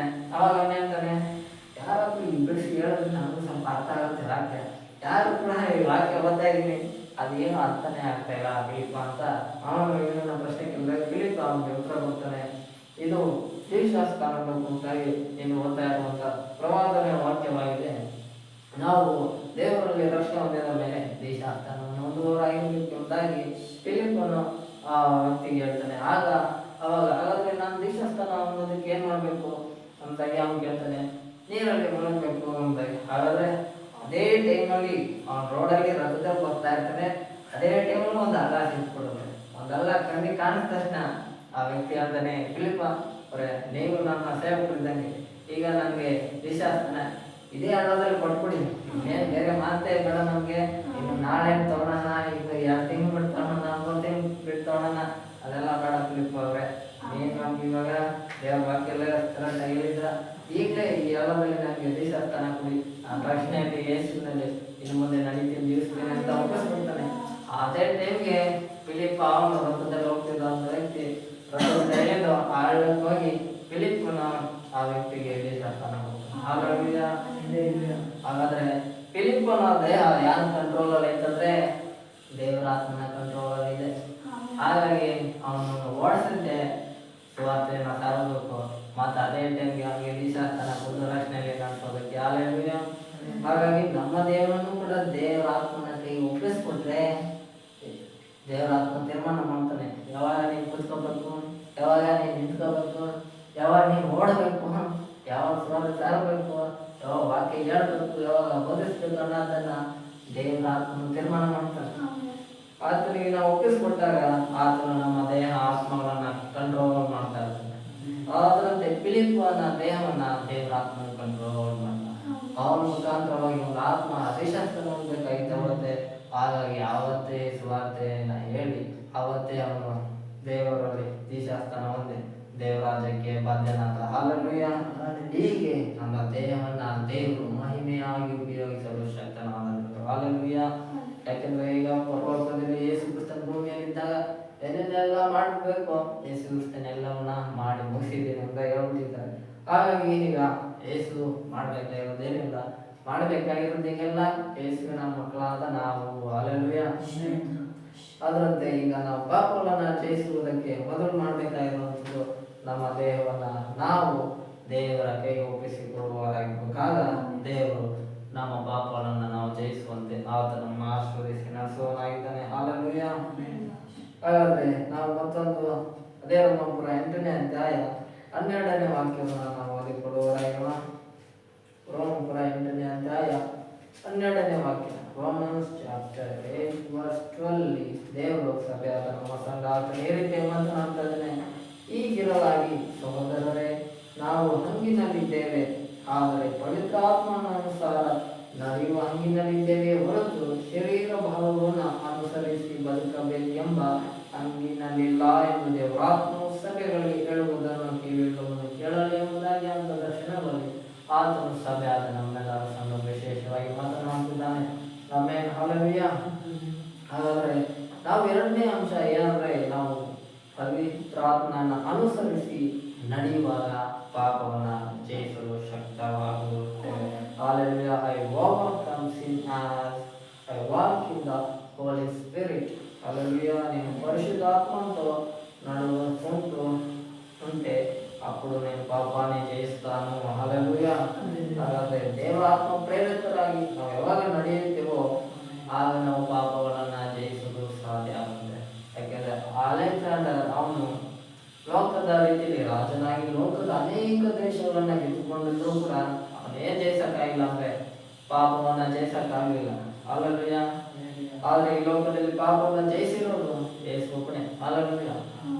ಆದ್ದರಿಂದ ಆತನು ಕೊನೆಗೆ ಹೇಳ್ತಾನೆ, ಪಾಪದ ಕೊಂಡಿ ಇಲ್ಲಿ ಪಾಪದ ಕೊಂಡಿಯನ್ನ ಯೇಸು ಕ್ರಿಸ್ತನ ಮೊದಲಾಗ್ತಾರೆ. ಹೀಗೆ ಪಾಪದ ಮೇಲೆ ಜಯ ಹೊಂದಿರುವಂಥವರು ನಮ್ಮನ್ನ ಪಾಪದಿಂದ ಬಿಡಿಸಲು ಶಕ್ತನಾದ ದೇವರು. ಹಾಲೆಲೂಯಾ. ಲೋಕದಲ್ಲಿ ಅಷ್ಟು ಕೋಟಿ ಇಷ್ಟು ಕೋಟಿ ಎಷ್ಟೋ ದೇವರುಗಳು ಇರ್ಬೋದು, ಆದರೆ ಅವರೆಲ್ಲರೂ ನಮ್ಮನ್ನ ಪಾಪದಿಂದ ಬಿಡಿಸಲು ಸಾಧ್ಯ ಆಗುತ್ತಿಲ್ಲ. ಯಾಕಂದ್ರೆ ಅವರೆಲ್ಲರೂ ಪಾಪವನ್ನ ಜಯಿಸಿಲ್ಲ. ಲೋಕದಲ್ಲಿ ಆ ದೇವರು ಈ ದೇವರು ಅಂತ ಹೇಳ್ಬೋದು, ಆದರೆ ಅವ್ರೇನು ಜಯಿಸಿಲ್ಲ, ಪಾಪಗಳನ್ನ ಜಯಿಸಿಲ್ಲ. ಅವರು ಒಂದಲ್ಲ ಒಂದು ಪಾಪದಲ್ಲಿ ಬಿದ್ದೋದವ್ರೆ. ಲೋಕದಲ್ಲಿ ಅನೇಕ ಗಣ್ಯ ವ್ಯಕ್ತಿಗಳು ಇದ್ದಾರೆ, ಅವರು ಕೂಡ ಅನೇಕ ಒಂದಲ್ಲ ಒಂದು ಪಾಪಗಳಲ್ಲಿ ಬಿದ್ದೋದವರು ನಮ್ಮನ್ನ ಪಾಪದಿಂದ ಬಿಡಿಸಲು ಸಾಧ್ಯ ಇಲ್ಲ. ಪಾಪದ ಮೇಲೆ ಜಯ ಯಾರು ಹೊಂದಿರ್ತಾರೋ ಅವರು ನಮ್ಮನ್ನ ಪಾಪದಿಂದ ಬಿಡಿಸಲು ಶಕ್ತವಾಗಿರುತ್ತಾರೆ. ಹಾಲೆಲೂಯಾ. ಆದ್ದರಿಂದ ದೇವ ಕೇಳುತ್ತೆ, ನೀವು ಪವಿತ್ರಾತ್ಮನನ್ನು ಅನುಸರಿಸಿ ನಡೆಯುವವರಾಗಬೇಕು. ಆಮೇಲೆ ಹಾಲೆಲೂಯಾ. ಯಾವಾಗ ನಾವು ಪವಿತ್ರಾತ್ಮ ಪ್ರೇರಿತರಾಗಿ ನಡೀತೀವೋ ಆಗ ನಾವು ಪಾಪಗಳನ್ನು ಜಯಿಸಲು ಸಾಧ್ಯ. ಯೇಸು ಕ್ರಿಸ್ತನಿಗೂ ಕೂಡ ಒಂದು ಶೋಧನೆ ಉಂಟಾಯಿತು. ಸೈತಾನನು ಬಂದು ಹೇಳ್ತಾನೆ, ನಿನ್ಗೆ ಹಸುವಾಗಿದೆ ಯೇಸು, 40 ದಿನ ಉಪವಾಸ ಮಾಡ್ತೀನಿ, ಏನು ಮಾಡು, ಇಲ್ಲಿ ಕಲ್ಗಳವೆ, ಇನ್ನು ರೊಟ್ಟಿ ಮಾಡ್ಕೊಂಡು ತಿಂದು ನಿನ್ನ ಹಸುವನ್ನ ನೇಯಿಸ್ಕೊಂಡ್ಬಿಡು ಅಂತಾಗಿ ಸೈತಾನನು ಯೇಸುಗೆ ಬೋಧನೆ ಮಾಡಕ್ಕೆ ಶುರು ಮಾಡ. ಇದು ಹೆಂಗಂತಂದ್ರೆ ದೇವರಿಗೆ ಬೋಧನೆ ಹೇಳ್ಕೊಡಕ್ಕೆ ಬಂದ. ಅಲ್ಲಿ ಸೈತಾನ ಅವನು ಯಾವತ್ತಿಗೂ ವಾಕ್ಯ ಪ್ರಕಾರ ಅಂತೂ ನಡೆಯೋದು, ಆದರೆ ವಾಕ್ಯ ಅವನಿಗೆ ಎಲ್ಲ ಗೊತ್ತು. ಹಾಲೆಲೂಯಾ. ಆದ್ರಿಂದ ನಾವು ಕೂಡ ವಾಕ್ಯಕ್ಕೆ ಎಷ್ಟು ಗೊತ್ತನ್ನಂತಲ್ಲ, ವಾಕ್ಯ ಹೇಳೋ ಪ್ರಕಾರ ನಾವು ನಡೆಯೋದು ಬಹಳ ಮುಖ್ಯವಾದ ವಿಷಯ. ಆಗ ಯೇಸು ಕ್ರಿಸ್ತನು ಸೈತಾನಿಗೆ ಹೇಳ್ತಾನೆ, ಮನುಷ್ಯನು ರೊಟ್ಟಿ ತಿಂದ ಮಾತ್ರಕ್ಕೆ ಬದುಕೋದಿಲ್ಲ, ದೇವರ ಬಾಯಿಂದ ಹೊರಡುವ ಮಾತಿನಿಂದ ಮನುಷ್ಯನು ಬದುಕುತ್ತಾನೆ ಅಂದ್ರೆ. ಹಾಲೆಲೂಯಾ. ಹಾಗಾದ್ರೆ ದೇವರ ಬಾಯಿಂದ ಹೊರಡುವಂಥ ವಾಕ್ಯಗಳು ನಾವು ಬದುಕಿಸುತ್ತೇವೆ. ಆದ್ರಿಂದ ನಮ್ಮ ಆತ್ಮಕ್ಕೆ ವಾಕ್ಯಗಳು ಬೇಕು. ಹೆಂಗೆ ದೇಹಕ್ಕೆ 3 ಹೊತ್ತು ಊಟ ಹಾಕಬೇಕು, ಇಲ್ಲ ಅಂತಂದ್ರೆ ದೇಹ ಕೆಲಸ ಮಾಡೋದಕ್ಕೆ ಸಾಧ್ಯ ಆಗುವುದಿಲ್ಲ. ಹಾಗೆ ನಮ್ಮ ಆತ್ಮಕ್ಕೂ ಪ್ರತಿದಿನ ದೇವರ ವಾಕ್ಯ ಎಂಬ ಆಹಾರವನ್ನು ನಾವು ತಿನ್ನುವಂತೆ ಮಾಡುವವರಾಗಿರ್ಬೇಕು. ಹಾಲೆಲೂಯಾ. ಆಗ ನಮ್ಮ ಆತ್ಮ ಬಲಿಷ್ಠವಾಗುತ್ತೆ. ಯಾಕಂದ್ರೆ ದೇಹದಲ್ಲಿ ಬಲಿಷ್ಠ ಆಗೋಕ್ಕಿಂತ ನಾವು ಆತ್ಮದಲ್ಲಿ ಬಲಿಷ್ಠರಾಗಿರ್ಬೇಕು. ಆಗ ನಾವು ಶೋಧನೆಗಳನ್ನು ಜಯಿಸಲು ಸಾಧ್ಯ ಆಗುತ್ತೆ. ಇಲ್ಲದೇ ಇದ್ರೆ ನಾವು ಶೋಧನೆಗಳಲ್ಲಿ ಬಿದ್ದು ಹೋಗ್ಬಿಡ್ತೇವೆ. ಆದ ಕಾರಣ ನಾವು ವಾಕ್ಯದಲ್ಲಿ ಬಲವಾಗಿ ನಿಲ್ಲುವವರಾಗಿರ್ಬೇಕು, ಪವಿತ್ರಾತ್ಮನ ಅನುಸರಿಸಿ ನಡೆಯುವವರಾಗಿರ್ಬೇಕು. ಆಗ ಈ ವಾಕ್ಯ ನಮ್ಮನ್ನ ಆ ಶೋಧನೆಗಳಿಂದ ಹೇಗೆ ನೀವು ತಪ್ಪಿಸ್ಕೋಬೇಕೆಂಬ ದಾರಿಯನ್ನು ಹೇಳ್ಕೊಡುತ್ತೆ. ಯಾಕಂದ್ರೆ ವಾಕ್ಯದ ಮುಖಾಂತರವಾಗಿ ಯೇಸು ಕ್ರಿಸ್ತನು ಸೈತಾನನ ಜಯಿಸ್ತಾನೆ. ಯೇಸು ಹೇಳಿದವನು, ನೀನು ರೊಟ್ಟಿನ ಮಾಡ್ಕೊಂಡು ತಿನ್ನಿ ಕೆಳಗುಳನ್ನ ಅಂತಾಗಿ. ಆ ದೇಶ ಹೇಳೋದು ದೇವರ ಬಾಯಿಂದ ಬರುವ ಮಾತಿಂದ ಮನುಷ್ಯ ಬದುಕ್ತಾನೆ ಅಂತ. ಹಾಗಾದ್ರೆ ನಾವು ಬದುಕಬೇಕಂದ್ರೆ ದೇವರ ಮಾತು ನಮ್ಮ ಮೇಲೆ ಇರಬೇಕು. ನಮ್ಮ ಕುಟುಂಬದ ಮೇಲೆ ದೇವರ ಮಾತಿರಬೇಕು, ನಮ್ಮ ಸಂಬಂಧಿಕರ ಮೇಲೆ ದೇವರ ಮಾತಿರಬೇಕು. ಆಗ ನಮ್ಮ ಕುಟುಂಬವು ನಾವು ದೇವರಲ್ಲಿ ನೆಲೆ ನಿಲ್ಲಲು ಸಾಧ್ಯ ಆಗುತ್ತೆ. ಆಗ ದೇವರ ಆತ್ಮನಲ್ಲಿ ನಾವು ಪ್ರೇರಿತರಾಗಿ ನಡೆಸಲು ಸಾಧ್ಯ ಆಗುತ್ತೆ. ಆಗ ದೇವರು ನಮ್ಮನ್ನ ಇನ್ನೂ ಅಭಿವೃದ್ಧಿಯಲ್ಲಿ ನಮ್ಮನ್ನು ನಡೆಸುತ್ತಾನೆ. ನಮ್ಮನ್ನ ಆಶೀರ್ವಾದವಾಗಿ ಆತನು ನಮ್ಮನ್ನ ಬದಲಾಯಿಸಲು ಶಕ್ತನಾದ ದೇವರು.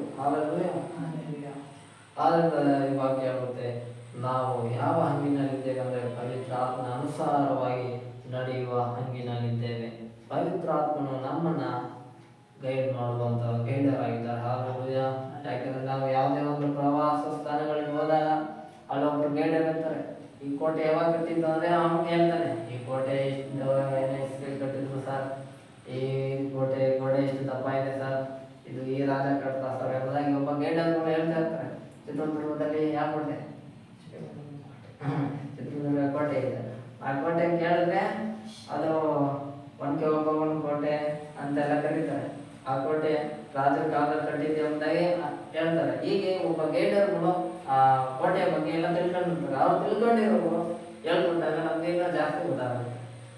ಯಾರು ಒಬ್ರು ಗೈಡರ್ ಹೇಳ್ಕೊಟ್ಟಿಲ್ಲ ಅಂದ್ರೆ ನಮ್ಗೆ ಏನು ಗೊತ್ತಂತೆ, ಸುಮ್ಮನೆ ಹೋದ್ವಾ ಕೋಟೆ ನೋಡ್ವಾ ಬಂದ್ವಾ ಅಂತ ಹೇಳ್ತೇವೆ ಅಷ್ಟೇ. ಅಲ್ಲೂಯ್ಯ. ಹಾಗೆ ನಮಗೆ ದೇವರ ವಾಕ್ಯವನ್ನ ಬೇರೆ ಬೈಬಲಲ್ಲಿ ಇರುತ್ತೆ.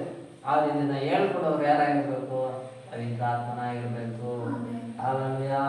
ಯಾಕಂದ್ರೆ ಇವ್ರಿಗೆ ಚೆನ್ನಾಗಿ ಗೊತ್ತು ವಾಕ್ಯಗಳು ಯಾವಾಗ ಹೇಳಿದ್ದು, ಯಾಕೆ ಹೇಳಿಸಿದ್ದು, ಯಾಕೆ ಆಗಲೇ ಹೇಳಿದ್ದು ಎಂಬುದಾಗಿ ಪವಿತ್ರ ಆತ್ಮನೊಬ್ಬರಿಗೆ ಆದಿ ಕಾರಣದಿಂದ ಪ್ರಕಟಣೆಯಲ್ಲಿರೋ ಎಲ್ಲ ವಾಕ್ಯಗಳು ಗೊತ್ತು. ಅಲ್ಲೂಯ್ಯ.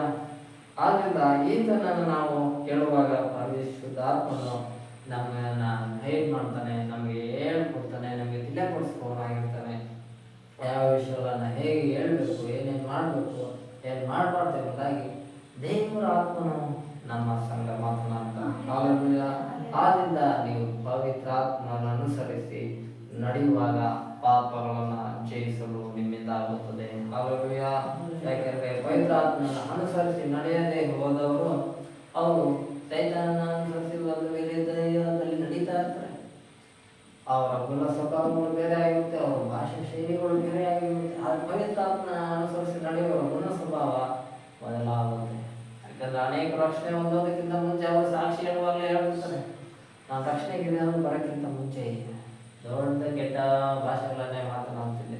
ಯಾವಾಗ ನಾನು ರಕ್ಷಣೆ ಬಂದೆ ಆಗ ಎಲ್ಲ ಕೆಟ್ಟ ಮಾತಾಡೋದು ಬಿಟ್ಟಿದ್ದೀನಿ ಒಂದೇ ಸಾಕ್ಷಿ ಹೇಳ್ತಾರೆ. ಆದ್ರೇನು ಅವ್ರು ಈಗ ಪವಿತ್ರ ಆತ್ಮ ನಡೀತಾರೆ. ರಕ್ಷಣೆ ಬರೋಕ್ಕಿಂತ ಮುಂಚೆ ದುರಾತ್ಮನಾಗಿ ನಡೀತಿದ್ರು. ಹೀಗೆ ಪವಿತ್ರ ಆತ್ಮ ನಮ್ಮ ಗುಣ ಸ್ವಭಾವಗಳನ್ನ ಆತನು ಬದಲಾಯಿಸ್ತಾನೆ. ಹಾಲೆಲೂಯ. ಆದ್ರಿಂದ ನಾವು ಪರಿಶುದ್ಧ ಆತ್ಮನ ಕೈಗೆ ನಮ್ಮ ಜೀವಿತವನ್ನು ಅರ್ಪಿಸ್ಕೊಡ್ಬೇಕು. ಪರಿಶುದ್ಧ ಆತ್ಮನು ನಮ್ಮನ್ನ ತಿಳಿಯಪಡಿಸುವವನಾಗಿರ್ತಾನೆ. ನೀನು ಇದು ಮಾಡಬೇಕು, ಇದು ಮಾಡಬಾರ್ದು ಎಂಬುದಾಗಿ ಆತನು ನಮ್ಮನ್ನ ಎಚ್ಚರಪಡಿಸುವವನಾಗಿರ್ತಾನೆ. ನಾವು ಯಾವುದಾದ್ರೂ ಪಾಪದ ವಿಷಯಗಳಲ್ಲಿ ಕೈ ಹಾಕುವಾಗ ಆತನ ಎಚ್ಚರಪಡಿಸ್ತಾನೆ.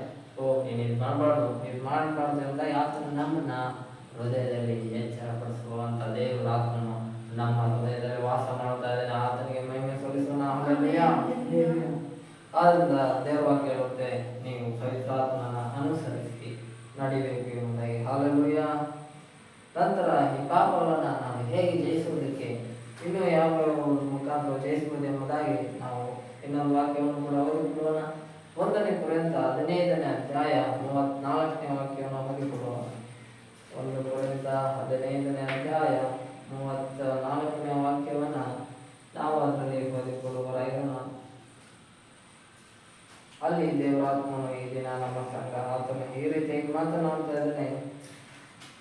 ಸತ್ತವರು ಹೇಗೆ ಎಬ್ಬಿಸಲ್ಪಡುತ್ತಾರೋ, ಎಂಥ ದೇಹದಿಂದ ಬರುತ್ತಾರೋ ಎಂದು ಒಬ್ಬ ಕೇಳಾನು. ಹಾಲೆಲೂಯ. ಅದರಲ್ಲಿ ದೇವರ ವಾಕ್ಯ ಹೇಗೆ ಹೇಳ್ತಾ ಇದೆ, ಆದರೆ ನಾವು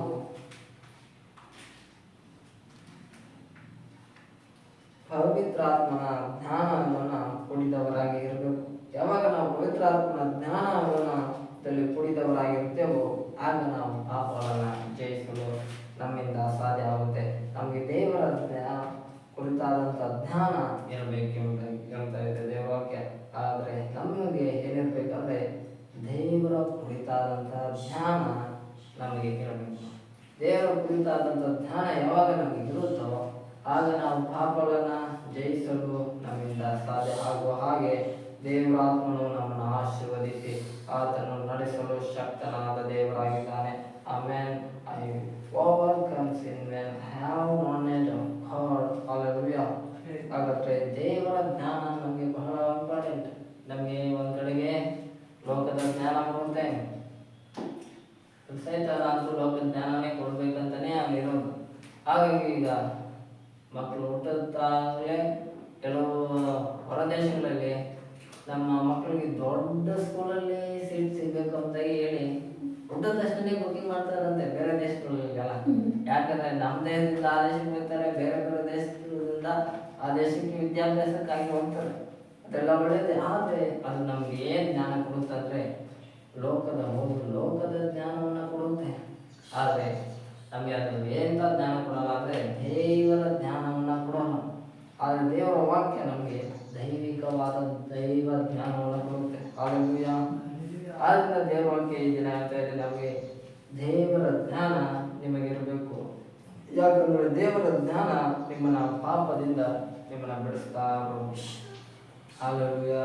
ಯಾಕಂದರೆ ದೇವರ ಜ್ಞಾನ ಇಲ್ಲದೆ ಇರೋರು ಮೋಡನು ಏನು ಮಾಡ್ತಾನೆ, ದಾರಿಯಲ್ಲಿ ಕೆಸರಿದ್ರೆ ಅಲ್ಲಿ ಕೆಸರಲ್ಲಿ ಕಲ್ಲಾಕಿ ಅವನ ಮೇಲೆ ಅವನೇ ಕೆಸರು ಹಾಕೊಂಡ್ಬಿಡ್ತಾನೆ. ಆದರೆ ಜ್ಞಾನ ಇರೋನು ಕೆಸರಲ್ಲಿ ನಾನು ಅಲ್ಲಿ ಹೋಗ್ಬಾರ್ದು ಅಂತ ಏನು ಮಾಡ್ತಾನೆ, ಸೈಡಿಂದ ನಡ್ಕೊಂಡು ಹೋಗ್ತಾನೆ. ಈಗ ಯಾರು ಜ್ಞಾನ ಉಳ್ಳವರಾಗಿ ಕಣ್ಣನ್ನು ಕೊಡ್ತಾರೆ, ಕೆಸರು ಇದ್ದಾಗ ಸೈಡಿಂದ ಹೋದವರು ನಮಗೆ ಜ್ಞಾನವಂತರಾಗಿ ನಡ್ಕೊಂಡವ್ರೆ ಎಂದಾಗಿ ಗೊತ್ತಾಗುತ್ತೆ. ಹಾಗೆ ನಮಗೆ ಆತ್ಮೀಕವಾದ ವಿಷಯಗಳಲ್ಲೂ ಕೂಡ ಜ್ಞಾನವು ಬಹಳ ಮುಖ್ಯ. ಯಾಕೆಂದರೆ ಪಾಪವು ಅದು ಲೋಕದಲ್ಲಿ ಆದಿ ಕಾಂಡದಿಂದ ಈಗಿನವರೆಗೂ ಲೋಕದಲ್ಲಿ ಇದೆ. ಆದರೆ ಪಾಪವು ನಮ್ಮನ್ನು ಮುಟ್ಟದ ಹಾಗೆ ನಾವು ಸೈಡಿಂದ ನಡ್ಕೊಂಡು ಹೋಗ್ಬೇಕಂದ್ರೆ ದೈವಿಕವಾದ ಜ್ಞಾನ ನಮಗೆ ಬಹಳ ಅವಶ್ಯಕತೆ ಇದೆ. ಹಲ್ಲೆಲೂಯಾ.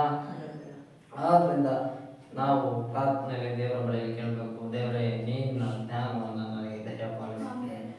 ಸೊಲೊಮೋನನು ಇಸ್ರಾಯೇಲ್ ದೇಶಕ್ಕೆ ರಾಜ ಆಗಿದ್ದಾಗ ಅವನು ದೇವರ ಬಳಿಯಲ್ಲಿ ಪ್ರಾರ್ಥನೆ ಮಾಡಿದ್ದು, ದೇವರೇ ನನ್ನ ಶತ್ರುವಾದ ತಲೆ ಕೊಡು, ಅವ್ರ ಮೇಲೆ ಸಾಯಿಸೋಕ್ಕೆ ಅಧಿಕಾರ ಕೊಡು, ಅಥವಾ ಪಕ್ಕ ದೇಶಗಳಿಂದ ಎಲ್ಲ ಭೂಮಿನೂ ನನಗೆ ಕೊಟ್ಬಿಡು ಅಂತ ಅವನೇನು ಕೇಳ್ಕೊಳ್ದೆ ದೇವರಲ್ಲಿ ಏನು ಕೇಳ್ತಾನೆ ಅಂದರೆ, ದೇವರೇ ನನಗೆ ಜ್ಞಾನವನ್ನು ಕೊಡು ಅಂತ ಕೇಳ್ಕೊಳ್ತಾನೆ ಸೊಲೊಮೋನ. ಆಗ ದೇವರು ಜ್ಞಾನ ಕೊಟ್ಟಾಗ ಅವನಿಗೆ ಇಡೀ ಪ್ರಪಂಚದಲ್ಲಿ ಸೊಲೊಮೋನನಿಗೆ ಸರಿಸಮವಾದ ಜ್ಞಾನವನ್ನು ಹೊಂದಿದಂಥ ರಾಜ ಇದರು ಹುಟ್ಟಲೇ ಇಲ್ಲ. ಹಲ್ಲೆಲೂಯಾ. ಆದರೆ ಸೊಲೊಮೋನನಿಗಿಂತ ಜ್ಞಾನವಂತವನು ಅಂದರೆ ಭೂಮಿ ಮೇಲೆ ಯೇಸು ಒಬ್ಬನೇ. ಹಲ್ಲೆಲೂಯಾ. ಯಾಕೆಂದರೆ ಯೇಸುನೇ ಸೊಲೊಮೋನನಿಗೆ ಜ್ಞಾನವನ್ನು ಕೊಟ್ಟವನು, ಆತನು ಮೊದಲಿನಿಂದ ಇದ್ದವನಾಗಿದ್ದಾನೆ. ಹಲ್ಲೆಲೂಯಾ.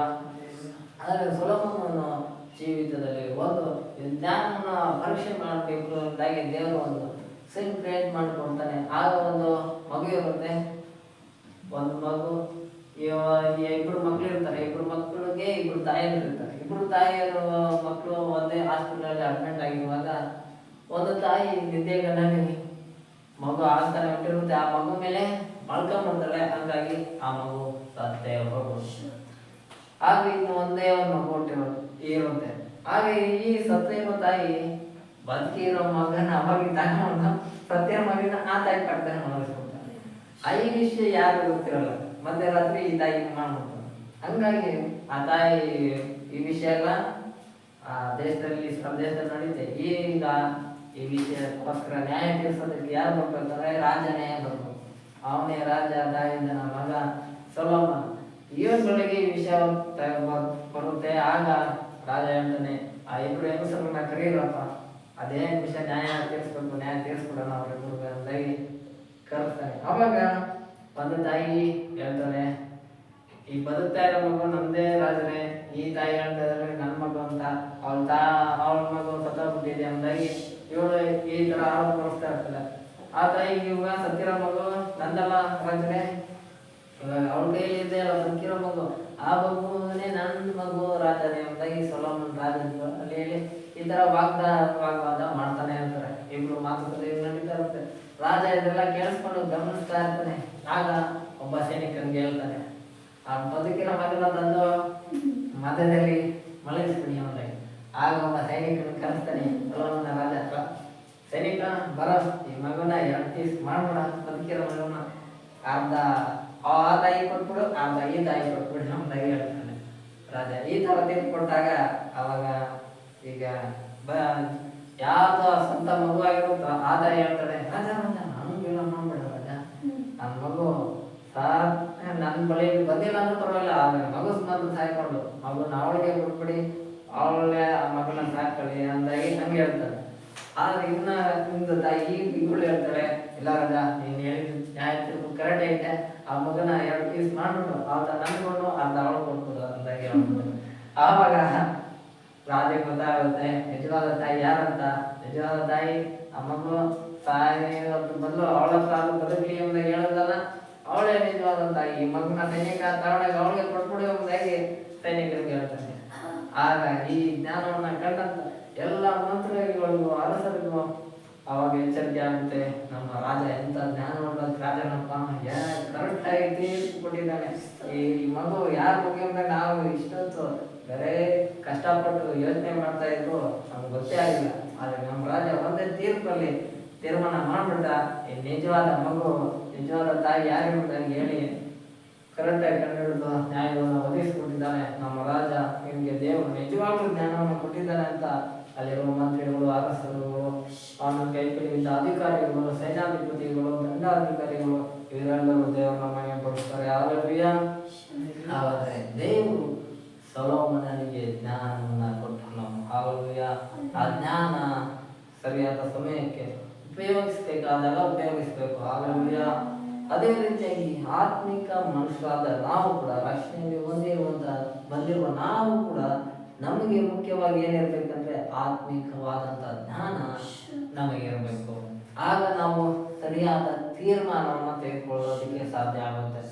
ಆತ್ಮಿಕವಾದ ಜ್ಞಾನ ನಮ್ಗೆ ಇಲ್ಲದೇ ಇದ್ರೆ ನಾವು ಸರಿಯಾದ ತೀರ್ಮಾನ ತೆಗೆದುಕೊಳ್ಳೋಕೆ ಸಾಧ್ಯ ಆಗೋದಿಲ್ಲ. ನಾವು ಈಗ ಎಷ್ಟು ವಯಸ್ಸಲ್ಲಿ ಏನ್ ತೀರ್ಮಾನ ತೆಗೆದುಕೊಳ್ಬೇಕು ಆ ವಯಸ್ಸಲ್ಲಿ ಆ ತೀರ್ಮಾನವನ್ನು ನಾವು ತೆಗೆದುಕೊಳ್ಳುವಂತೆ ದೇವರ ಆತ್ಮನ ಜ್ಞಾನ ನಮಗೆ ಬಹಳ ಅವಶ್ಯಕತೆ ಇರುತ್ತೆ. ಆದ್ರಿಂದ ದೇವರ ಆತ್ಮನ ಬಳಿಯಲ್ಲಿ ನಾವು ಏನ್ ಕೇಳ್ಬೇಕು, ಇನ್ಮೇಲೆ ಜ್ಞಾನವನ್ನು ಕೇಳಬೇಕು. ಅಲ್ಲಲ್ವಿಯ? ಯಾಕಂದ್ರೆ ದೇವರ ಜ್ಞಾನ ನಮ್ಮನ್ನ ಪಾಪದಿಂದ ಬಿಡಿಸಲು ಶಕ್ತವನ್ನು. ದೇವರ ಜ್ಞಾನ ಅದು ನಮ್ಮನ್ನ ನ್ಯಾಯದಲ್ಲಿ ನಿಲ್ಲಿಸುತ್ತೆ. ಅಜ್ಞಾನ ಆದ್ರೆ ನಾವು ನ್ಯಾಯದಲ್ಲಿ ನಿಲ್ಲಲು ಕೂಡ ಸಾಧ್ಯ ಆಗುತ್ತಿಲ್ಲ.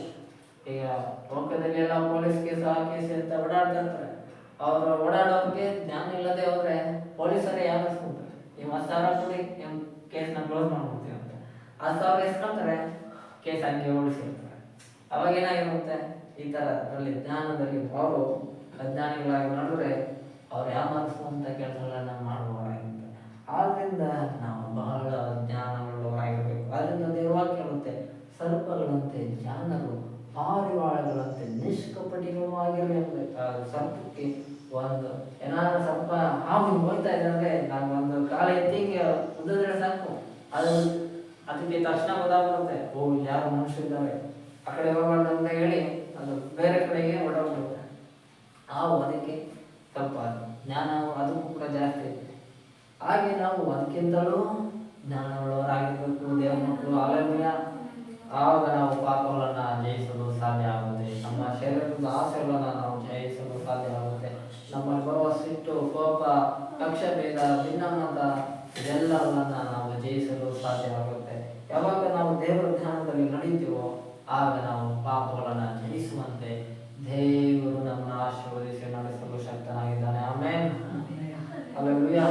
ದೇವರಿಗೆ ಅದ್ಭುತವಾದ ವಾಕ್ಯದ ಮುಖಾಂತರವಾಗಿ ನಮ್ಮೆಲ್ಲರನ್ನ ಆಶೀರ್ವದಿಸಲಿ. ಆ ಕಡೆಯದಾಗಿ ಪ್ರಾರ್ಥನೆಯನ್ನ ಮಾಡಿಕೊಳ್ಳೋಣ. ನಾವೆಲ್ಲರೂ ಯಾವ ವಿಷಯಕ್ಕೆ ಪ್ರಾರ್ಥನೆ ಮಾಡೋದಾದ್ರೆ ಹೇಳಿ, ಪ್ರಾರ್ಥನೆ ಮಾಡೋಣ.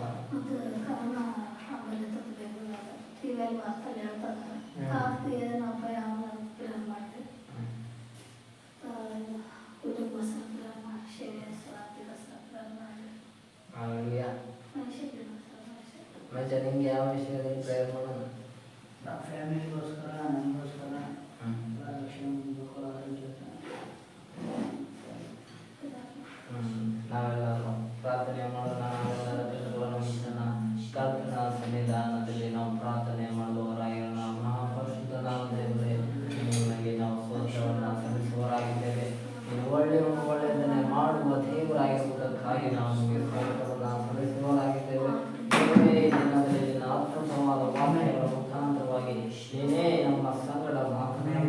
ಮಾಡಿ ಸ್ತೋತ್ರವನ್ನು ಸಲ್ಲಿಸ್ತೇವೆ. ಲೋಕದಲ್ಲಿ ಅನೇಕವಾದ ಹುಟ್ಟಿದ್ದರು ಕರ್ತನೆ, ಆದರೆ ಲೋಕದಲ್ಲಿ ಅನೇಕ ದೇಶಗಳನ್ನು ಕೂಡ ಗೆದ್ದರು ಕರ್ತನೆ, ಆದರೆ ಪಾಪವನ್ನು ಮಾತ್ರ ಅವರು ಜಯಿಸಲು ಸಾಧ್ಯವಾಗಲಿಲ್ಲ.